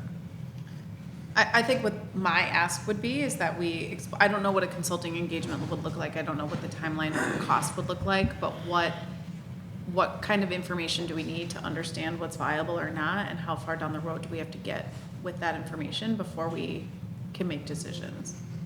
That's my ask, is not to commit to a public use or a commercial use, but to commit to evaluating it.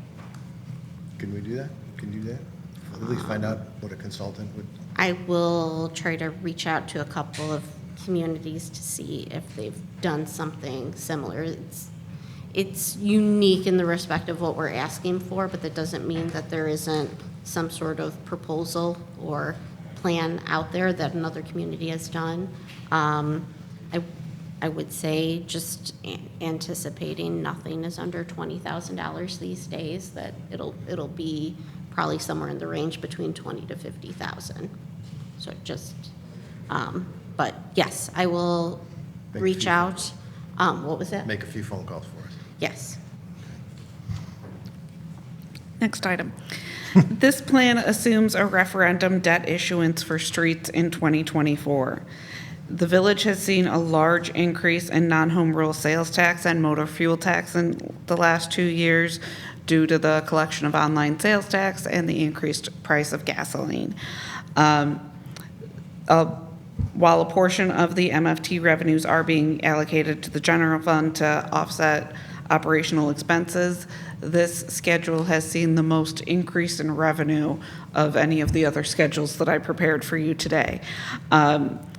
I wanted to discuss the board's thoughts about potentially delaying a referendum or debt issuance so that money could potentially be used for other community needs, to see where our street revenues come in next year.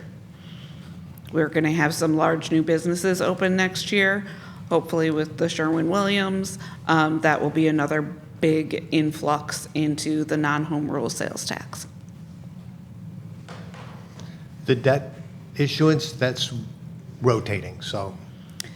That's something that historically the board has elected to do a referendum approximately every 10 years for street improvements. So this would be kind of the next phase of that for our street improvement program. I think staff is looking at potentially delaying that to see where our revenues come in for those sources next year. Yeah. I would think that's prudent, yes. Any other questions? Yes, Mr. Pollack. I don't, if I understand it correctly, I don't think I agree. If we delay it, that means everybody's property tax will go down temporarily until we do it again. It could go down. It would go down temporarily, or the board could discuss doing a referendum for other purposes, such as facilities. See, I have always been a proponent, because I was here the last time we did this, and I've preached this before. I don't think we should be borrowing money that is a long-term, never-ending expense. I think we should have a referendum that makes this permanent, because we will always need that money. And you could do it by the referendum, nobody's tax is going to go up. It's just not going to go down if you do a permanent referendum for dedicated to capital, dedicated to streets. We will always need that amount of money for capital improvements every year for the rest of existence. So why are we wasting $250,000 every 10 years on interest payments for something that is always going to be there? I believe what you're discussing would be a referendum for property tax increase instead Right. of a referendum for debt issuance. Correct, exactly. I guess my main question for this was if we are seeing enough revenue coming in from non-home rule sales tax and MFT revenues, would we like to speed up some of our street plans? We've tried to really make sure our street plans coincide with our water sewer projects, so we're not destroying the street multiple times. Or would that potential revenue be better utilized for a different source other than streets? If we start to see those other revenue streams be able to fully support our street program. And it is important to note, Director Johns noted it in her write-up, that the schedule that's provided for street infrastructure improvement contemplates the debt issuance. So are you're saying that because of several new businesses and some new revenues, that this reissuance of debt may not be necessary for streets? For streets, potentially. We're very conservative with our revenue projections, so I have based them based off current year and prior years. So I don't know how much revenue will be brought in from some of these new businesses. Okay. Also, the MFT portion of it, hopefully gas prices will go down someday, so that would correspondingly decrease as well. Yes, Mr. Pollack. We just talked about facility needs, that we had a facility study a few years ago that said was going to cost us $25 million, $30 million. Between 25 to 30. Now, obviously, we weren't going to spend that, and I don't think we ever will, but it still gives you a benchmark of the kind of money we're going to have to spend to meet this dire need of facilities for public safety and the village in general. I don't see how we can talk about reducing our revenues in the midst of all that. And that's what we're talking about, is saying we're going to forego revenues we've counted on for 30 or more years because we can take the money from new businesses to pay for the streets, but then we're not going to have any money to pay for other things we need. And we've gotten by without spending money that we should have been spending on facilities because we didn't have it. So obviously we couldn't spend it. Now we have an opportunity to maybe have a little bit of a cushion from these new businesses. And my position would be to go out to referendum, but again, make it a property tax increase instead of a debt issuance. And the new revenues we get from these other businesses, we can then look at facilities and the other needs that we've postponed for 10, 20 years or longer. Yes, Ms. Evans? So if I understand it correctly, if Karen is saying that, there's a possibility, we do very conservative projections, but you're saying that we could have much more revenue coming in with our new businesses. And so if we were able to cover these expenses with the new revenue, what would be the justification for asking to keep the property tax where it is. It might be a difficult, it might be a challenge for us to, you have to sort of think about the strategy for asking and the justification for asking, right? Go ahead. No, I understand. I understand. That's a good point. It's difficult. Everybody always wants to reduce taxes. I do too. But I just think that we have needs that haven't been met, that we've postponed, and that are just get more expensive every year. And we have an opportunity to not increase anyone's taxes, but still have some revenue to start meeting some of these needs that we've passed up. And quite frankly, our street program, even as it's been funded, in my opinion, is not adequate. We have streets in this town that are safe. They're perfectly safe, but are they what they should be? No. I mean, we all probably have a street or two in our neighborhood that we drive down every day and we think, gosh, I wish that would be paved, but it's 5 years out in the capital plan. And I get it. I voted to do it the way we've done it, and I will continue to vote the way we've done it. But I sure as heck would like to see us do better with our street program. Every street should be resurfaced every 15 to 20 years. We don't do that. So I'd like to at least maintain the level of service we're doing with our street maintenance, maybe increase it if the opportunity is there. But I also would like to address some of these other needs, and I think we have a rare opportunity to do that with these new businesses coming in. I remember when we approved the zoning amendment to allow cannabis dispensaries, the talk was, wow, we're finally going to get some money to meet our needs. And now we're talking about erasing that, canceling that out. I don't think I'm necessarily suggesting not doing the referendum, but Fair maybe enough. not make it directly for streets, maybe make it for a more broader capital projects type of investment, whether we do that through a debt issuance or through a property tax increase. We can present the board with options. I guess what I was trying to say, potentially not clearly enough, was I don't know if we will need 100% of that just for streets, but we may want to have more of a broader termed capital project improvement type of referendum that could be used for facilities or street improvements, or the other things that are unaddressed in our capital plan as far as revenue streams. Fire trucks. I personally agree with Trustee Evans. I would like to, I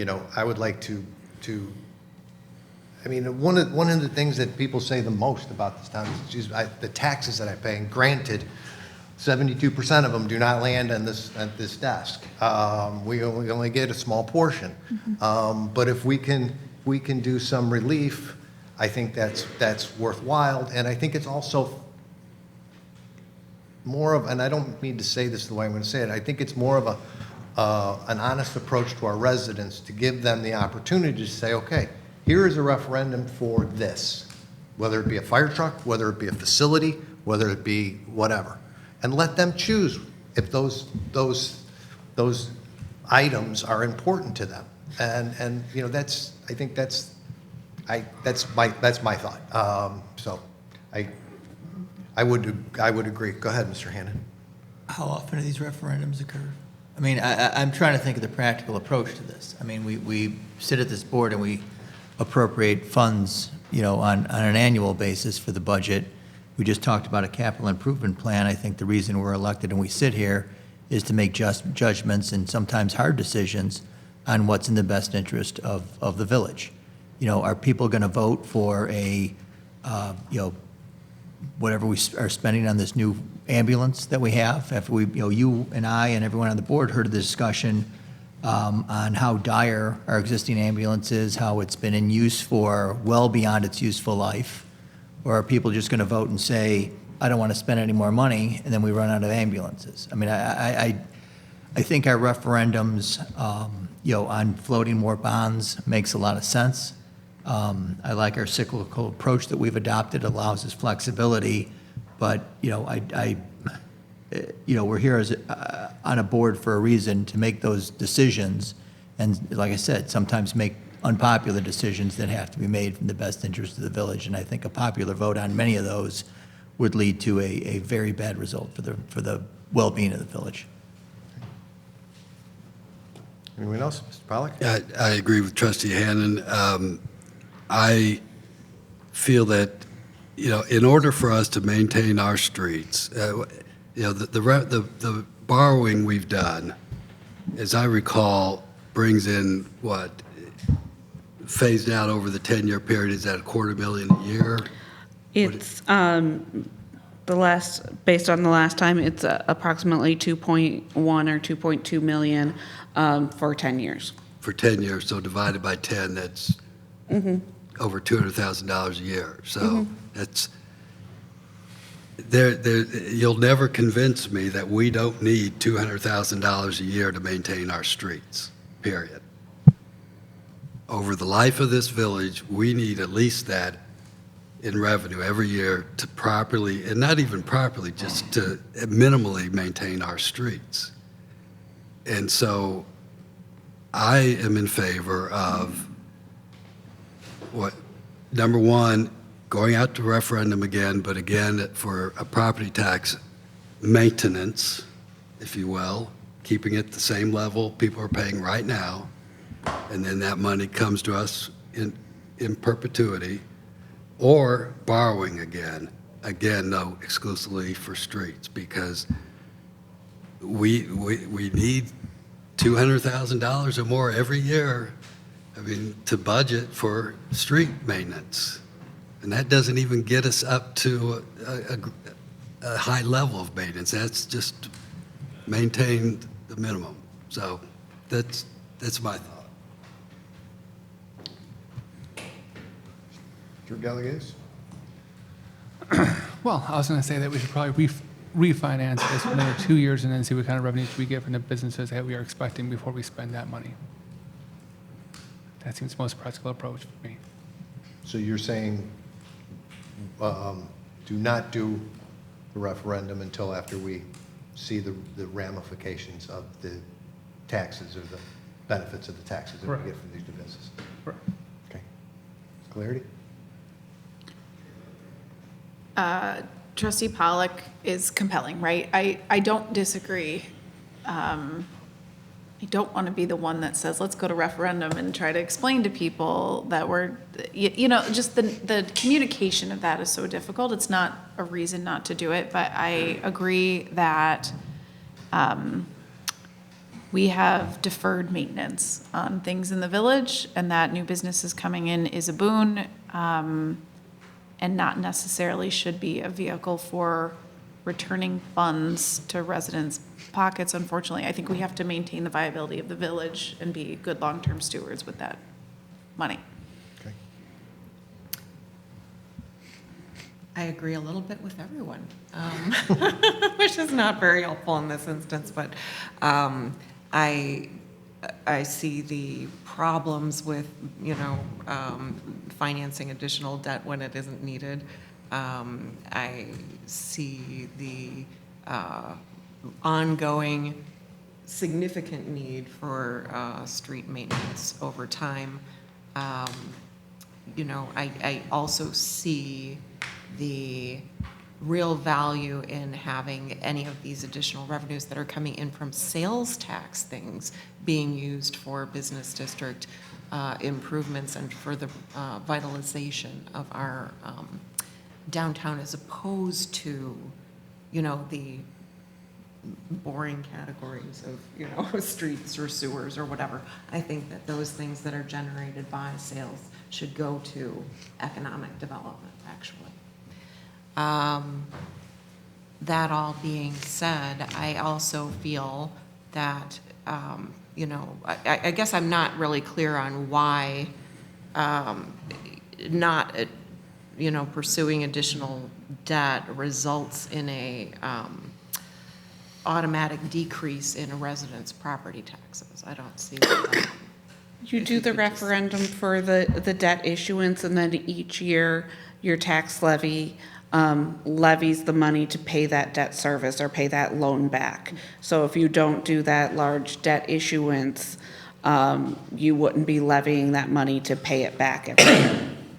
Okay, but in lieu of doing that, could we do like a stopgap referendum, you know, for a period of 1 or 2 years that would establish a street fund or something like that with, and find a way to calculate the need and the rate to keep property taxes stable?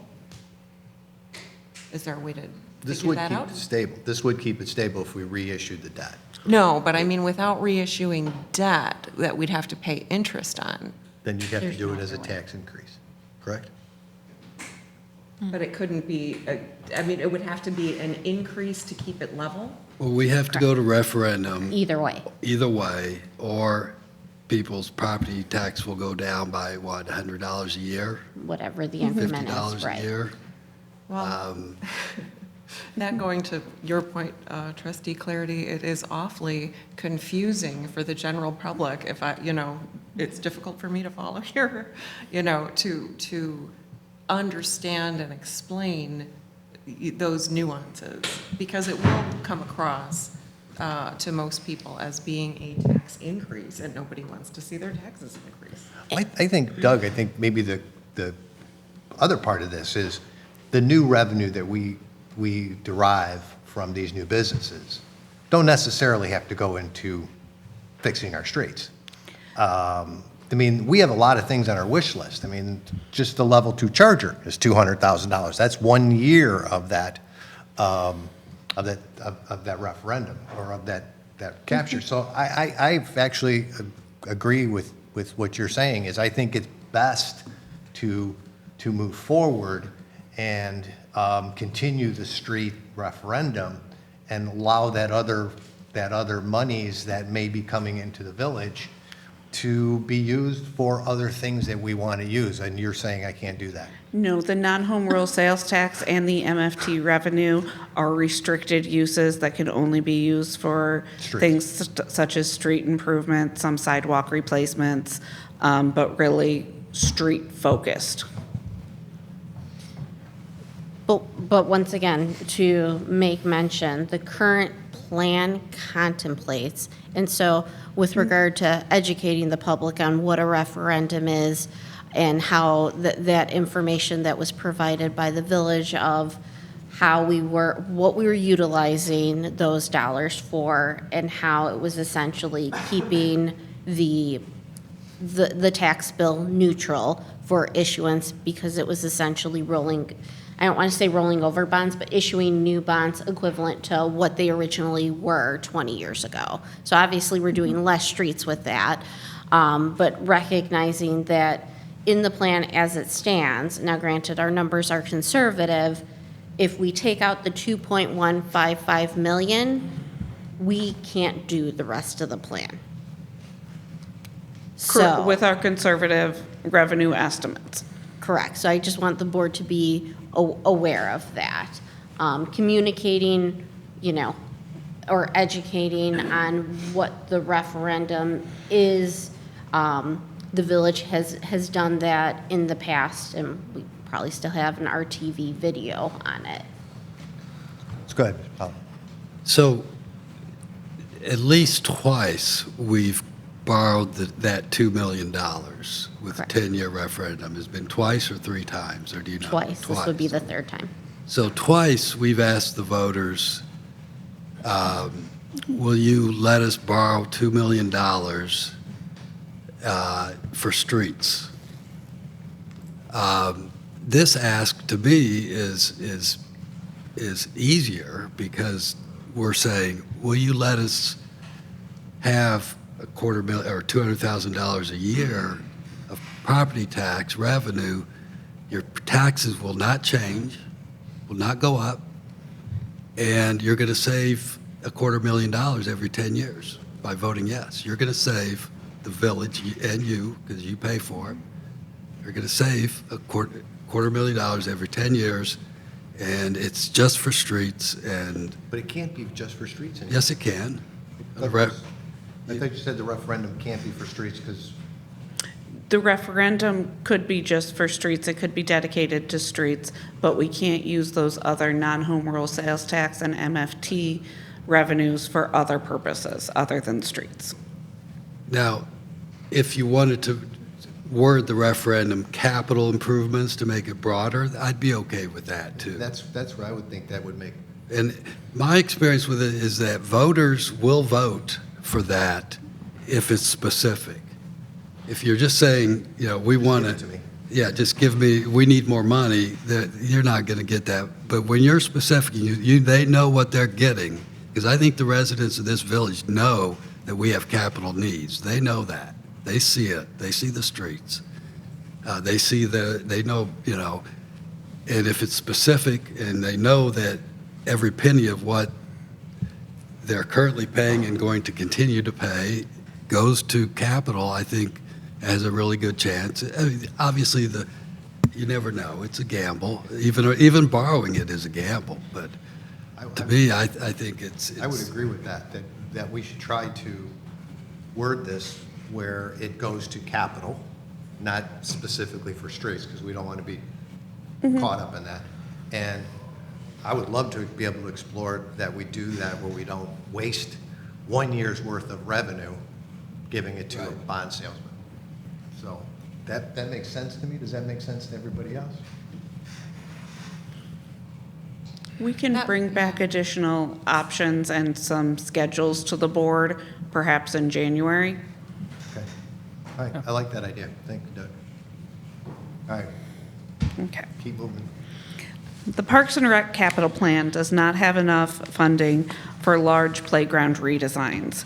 Currently, the Parks and Rec Department has a survey scheduled, or is working on an RFP to do a community survey to solicit community feedback on these additional items. Some of the funding opportunities for these, if the community survey starts to request for large capital redesigns, funding options would include reserves held at IRMA, making these projects contingent on grant revenue such as the OSLAD and park grants, a general obligation tax debt referendum, or a sales tax increase. Now, the decision we just made, doesn't that fill this gap also? Because these are capital improvements, so this would be part of that discussion. If it was a tax rate increase, I don't know if that $200,000 annually would fix all of the facility issues and all of the parks issues. Kind of looking for feedback of the board if they want to do more than one referendum for these different competing purposes, if they want these type of projects to be grant contingent. I think the survey results will really tell us the desires of the community and whether a referendum would be successful for the parks. And we're not quite there yet, but just, I didn't want to take these two potential competing requests for asking the community for money separately. I wanted to put them all out there for the board to think about at once. I must be confused. I thought we recently did a survey.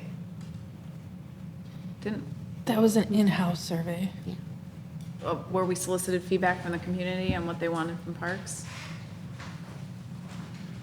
We've done local surveys, like through SurveyMonkey. This would specifically solicit response and a certain number of responses from the community specific to parks and playgrounds and other really facilities as a whole.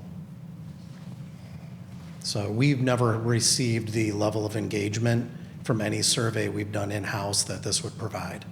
What we're really looking for is that community engagement for them to really, that outreach to try and get that opinion, because quite honestly, our demographic is changing every year. So even the surveys we've done in the past, while those are valid and there's, you know, a lot of knowledge that we obtain through those. This study would, or this survey would be more targeted as to what would you like to see in our parks and playgrounds. And that's budgeted for this year. That'll take place this year. It also asks the question, what would you like to see and are you willing to pay for it? But, yeah. Are there suggestions? I mean, I don't want to get too far into the weeds here, but are there suggestions or proposals or a vision? Or are we just saying, you know, is it more open-ended than that, right? Like, are we asking people, given the option without ideas, I think people are often going to say, I don't want to spend any more money, parks seem fine, right? But are we giving them something to react to? Well, we'll work with the vendor that's chosen to craft those questions to get to, you know, elicit the best response. It's been my practice where if you put a survey out there that is broad enough, you will get every wish list item usually you get the opposite reaction as opposed to we're good with status quo. But I would work closely with whoever conducts the survey to make sure that those questions are crafted in a way that will engage the creativity. If barring nuance that exists, you could look at, there's 3 large options. You could replace the equipment with similar equipment that we have now. You could replace equipment utilizing the footprint that we have, or you could do a complete park and playground redesign. And what we're hoping from this survey is at least to narrow down those choices of what the community would like to see. And what park would we redesign? What park do we have that's big enough to, I mean, we're talking about Harrington Park. I mean, Turtle Park is landlocked. Patriots Park. I mean, that's probably one of the bigger pieces of property. I'm trying to think of what other park I'm missing. Go ahead, Ms. Evans. Well, I don't know if this would be a total redesign or just a refresh, but I do know that there's a need for more accessible pieces for children of all abilities. That's one thing that I know comes up regularly. So that could be a consideration. But one thing I wanted to just check in with Karen about, and Ron, this analysis, the consultant that we would like to hire, it's in your proposal. It's not just a survey, right? They take the survey results and they create, is it like they create a report that we can? Correct. They create an analytical report, and also in the draft RFP that I have helped review, it also schedules meeting with the village board as well as the Parks and Rec board to really narrow down the questions that both of those boards want answered. And then after the survey's done, They will do a large report and presentation. with recommendations? Potentially. That kind of depends on how we want to craft the RFP. Really, it's a community survey, so they summarize those responses for us and try to tell us how many, do you use this park? Why do you not use this park? What would you want to use this park for? What features do you want added to it or services added? Okay, thanks. It's important to note too, the analysis is parks, facilities, and programming. So they will forensically go through the department and assess what we have, what we're actually providing that's benefiting residents, if there's anything we're lacking, what that is. So it's a much more detailed, what I've referred to as a roadmap, the analysis. The survey, you're going to get your raw information. It's going to give us the best idea of next steps, but that analysis will really kind of provide a lot of kind of forensic data for us to operate and make future decisions from. Competing referendums is giving me a headache.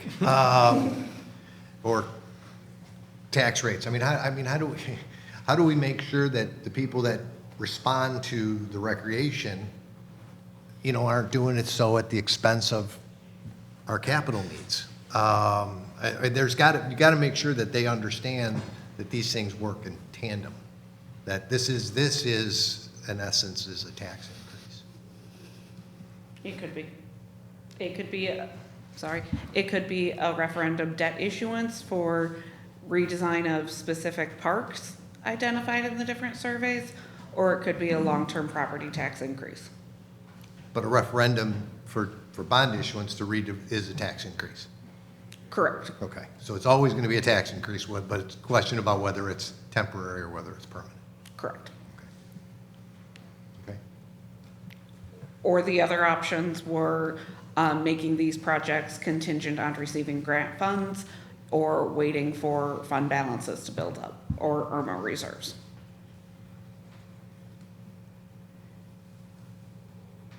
I mean, grant funding usually is, I mean, we got a couple of grants for parks, but they were for, they were, I think the Patriots Park was the last one, right? Do we get a lot of grant opportunities for replacing equipment?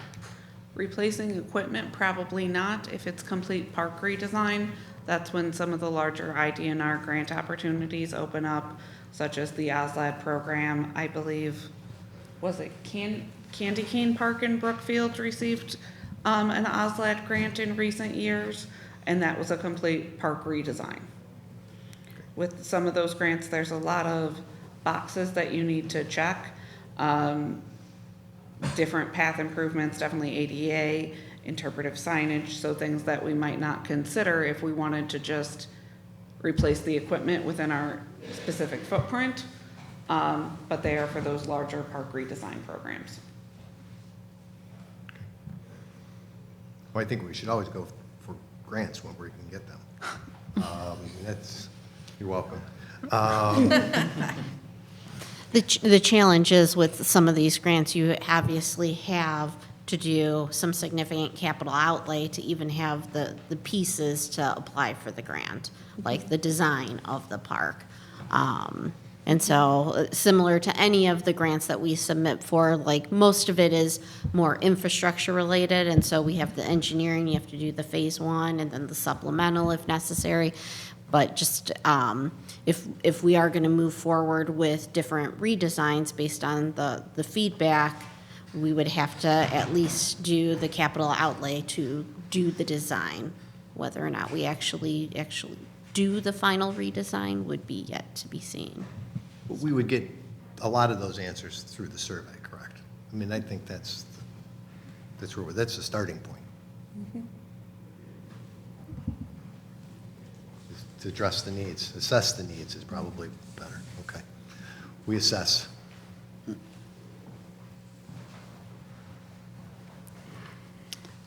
Public safety vehicles is next. The upcoming capital improvement plan has a total of $4,680,000 in public safety vehicle replacement, of which $3,320,000 are identified as heavy-duty vehicles. Under the current funding model, the village is not prepared for these upcoming costs without an additional dedicated funding source. I included a summary of the upcoming vehicles.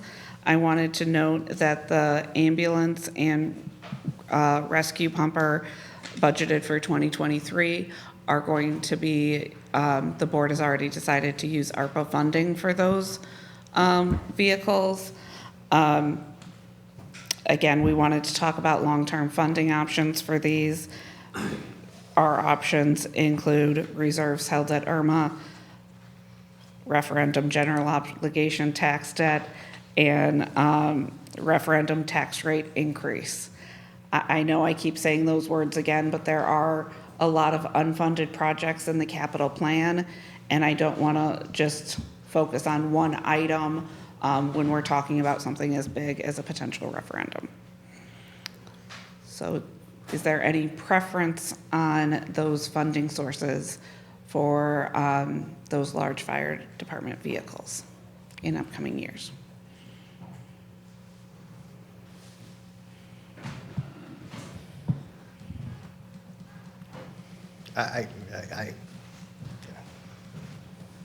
Vehicles drive me crazy. I mean, I think, first of all, we have to look at, I mean, I would need some serious supporting documentation on whether, a new ladder truck is needed. I mean, age isn't, I don't know, yeah.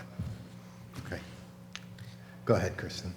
Can we use the fire ladder truck to trim the tree? I tried that and they told me no too.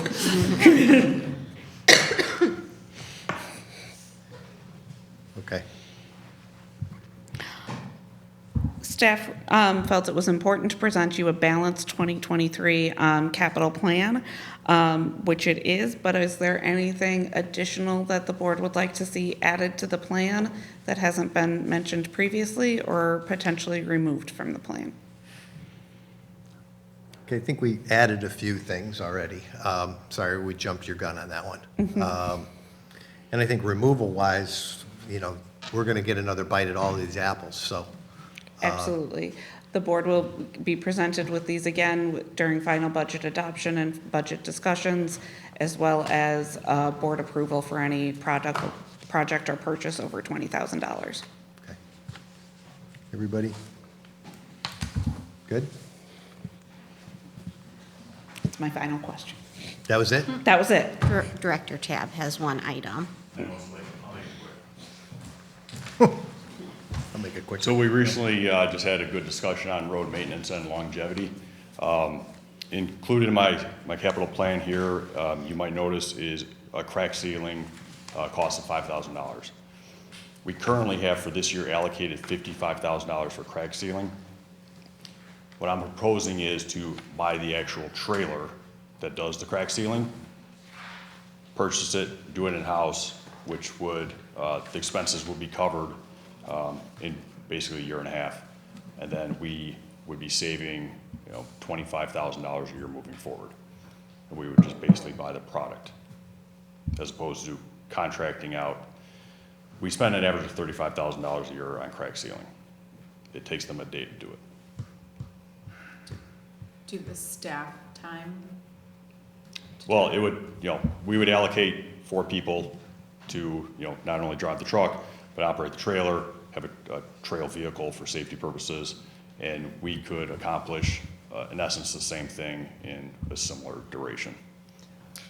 And I do want to point out, Director Tab and John's put into the CIP noting that some of the MFT funds would remain in the general fund to pay for some of the essentially the capital costs that we used to encounter for any staff time related to some of these activities.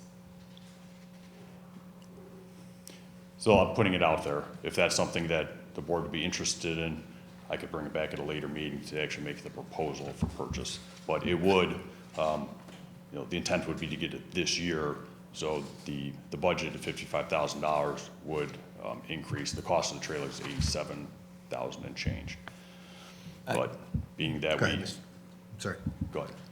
Go ahead, Mr. I shared Trustee Clarity's sort of question on, staff capacity on taking all these things in-house.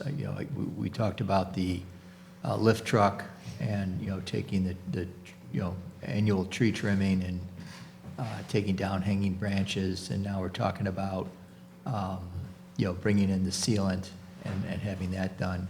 As part of this discussion, I'd like to see some analysis on, we're bringing all this in-house. Do we have the capacity to do it, given current staffing levels? Is the anticipation that we need to hire people to bring this in? I'd like to see sort of the bigger picture on the cost-benefit analysis.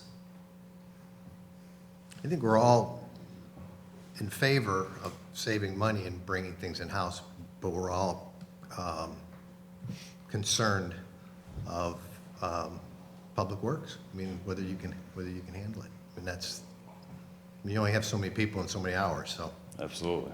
And we've asked for more from you this year, right? We've asked for more support from Public Works for Parks and Rec, which has been received favorably by the community, and so we're gonna have to maintain that equipment, so I We will have to revisit the setup of seasonals because we did not get the seasonal applications, as did no community in this area. And so it may be that we are looking at going away from seasonals and doing a full-time employee. just because we just didn't get the response, and despite having a much higher rate than we've had in previous years as part of the job offering. We didn't get any seasonals. We hit Couple. very limited.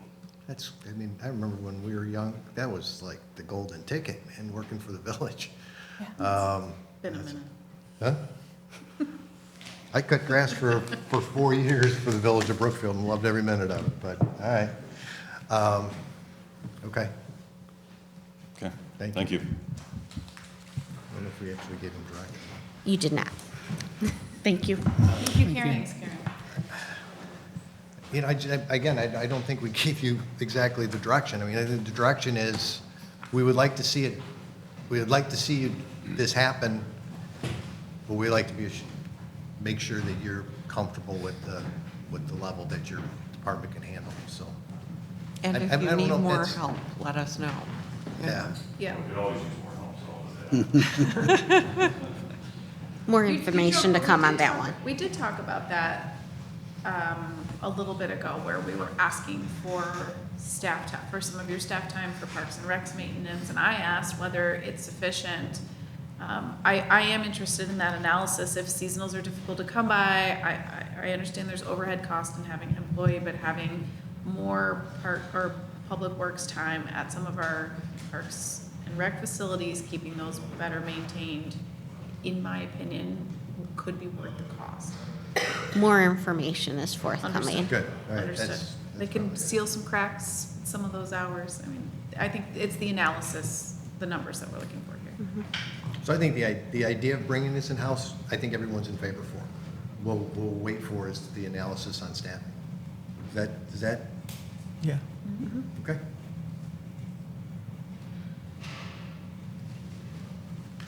Okay, hold on, gotta get my glasses back on. Trustee reports and communications. Is there any trustee reports tonight?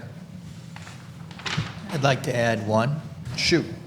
I had the pleasure of, the Village Water Department come by to replace the meter, the new meter. They were awesome, they were great, they were in and out. So anyone who is dreading that, I would say it's wonderful. They did a great job, so whoever I need to thank you, but it was literally 10 minutes in and out, and they were fantastic. But, you know, and to piggyback on that, I was talking to Dan today when I saw the new meters, they were in a box.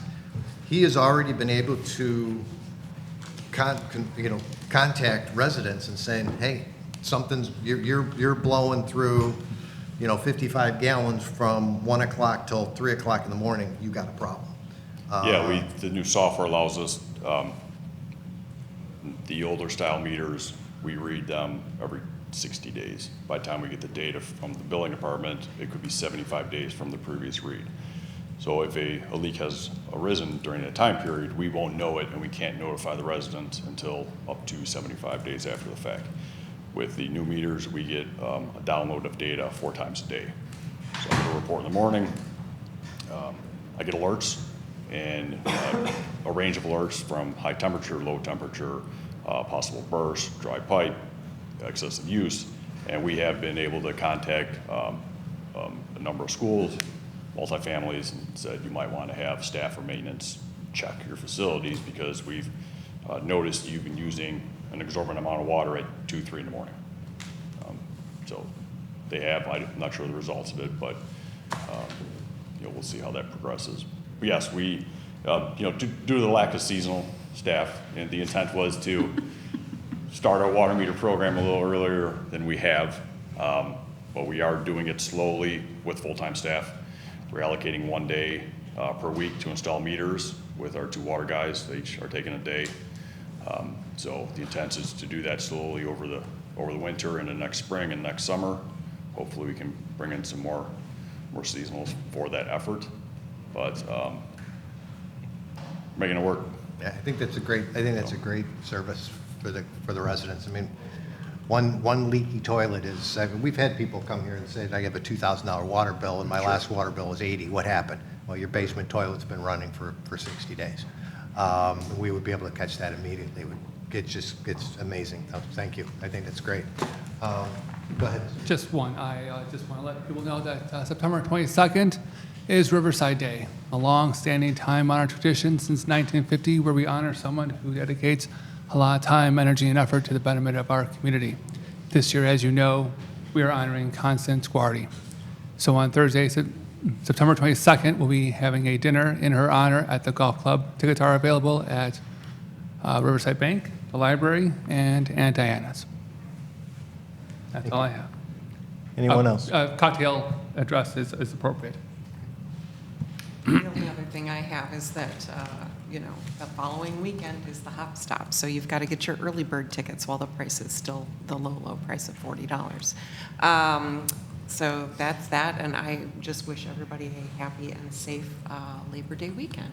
Thank you. Anything else? Okay. The board does not have a need for executive session this evening, so I would ask for a motion and a second to adjourn. So moved. Motion by trustee Gallegos, second. I'll second. Second by trustee Evans. Ethan? Trustee Evans. Aye. Trustee Gallegos. Aye. Trustee Clarity. Aye. Trustee Marshazga. Aye. Trustee Hannan. Aye. Trustee Pollock. Aye. Motion passed, meeting adjourned. Thank you.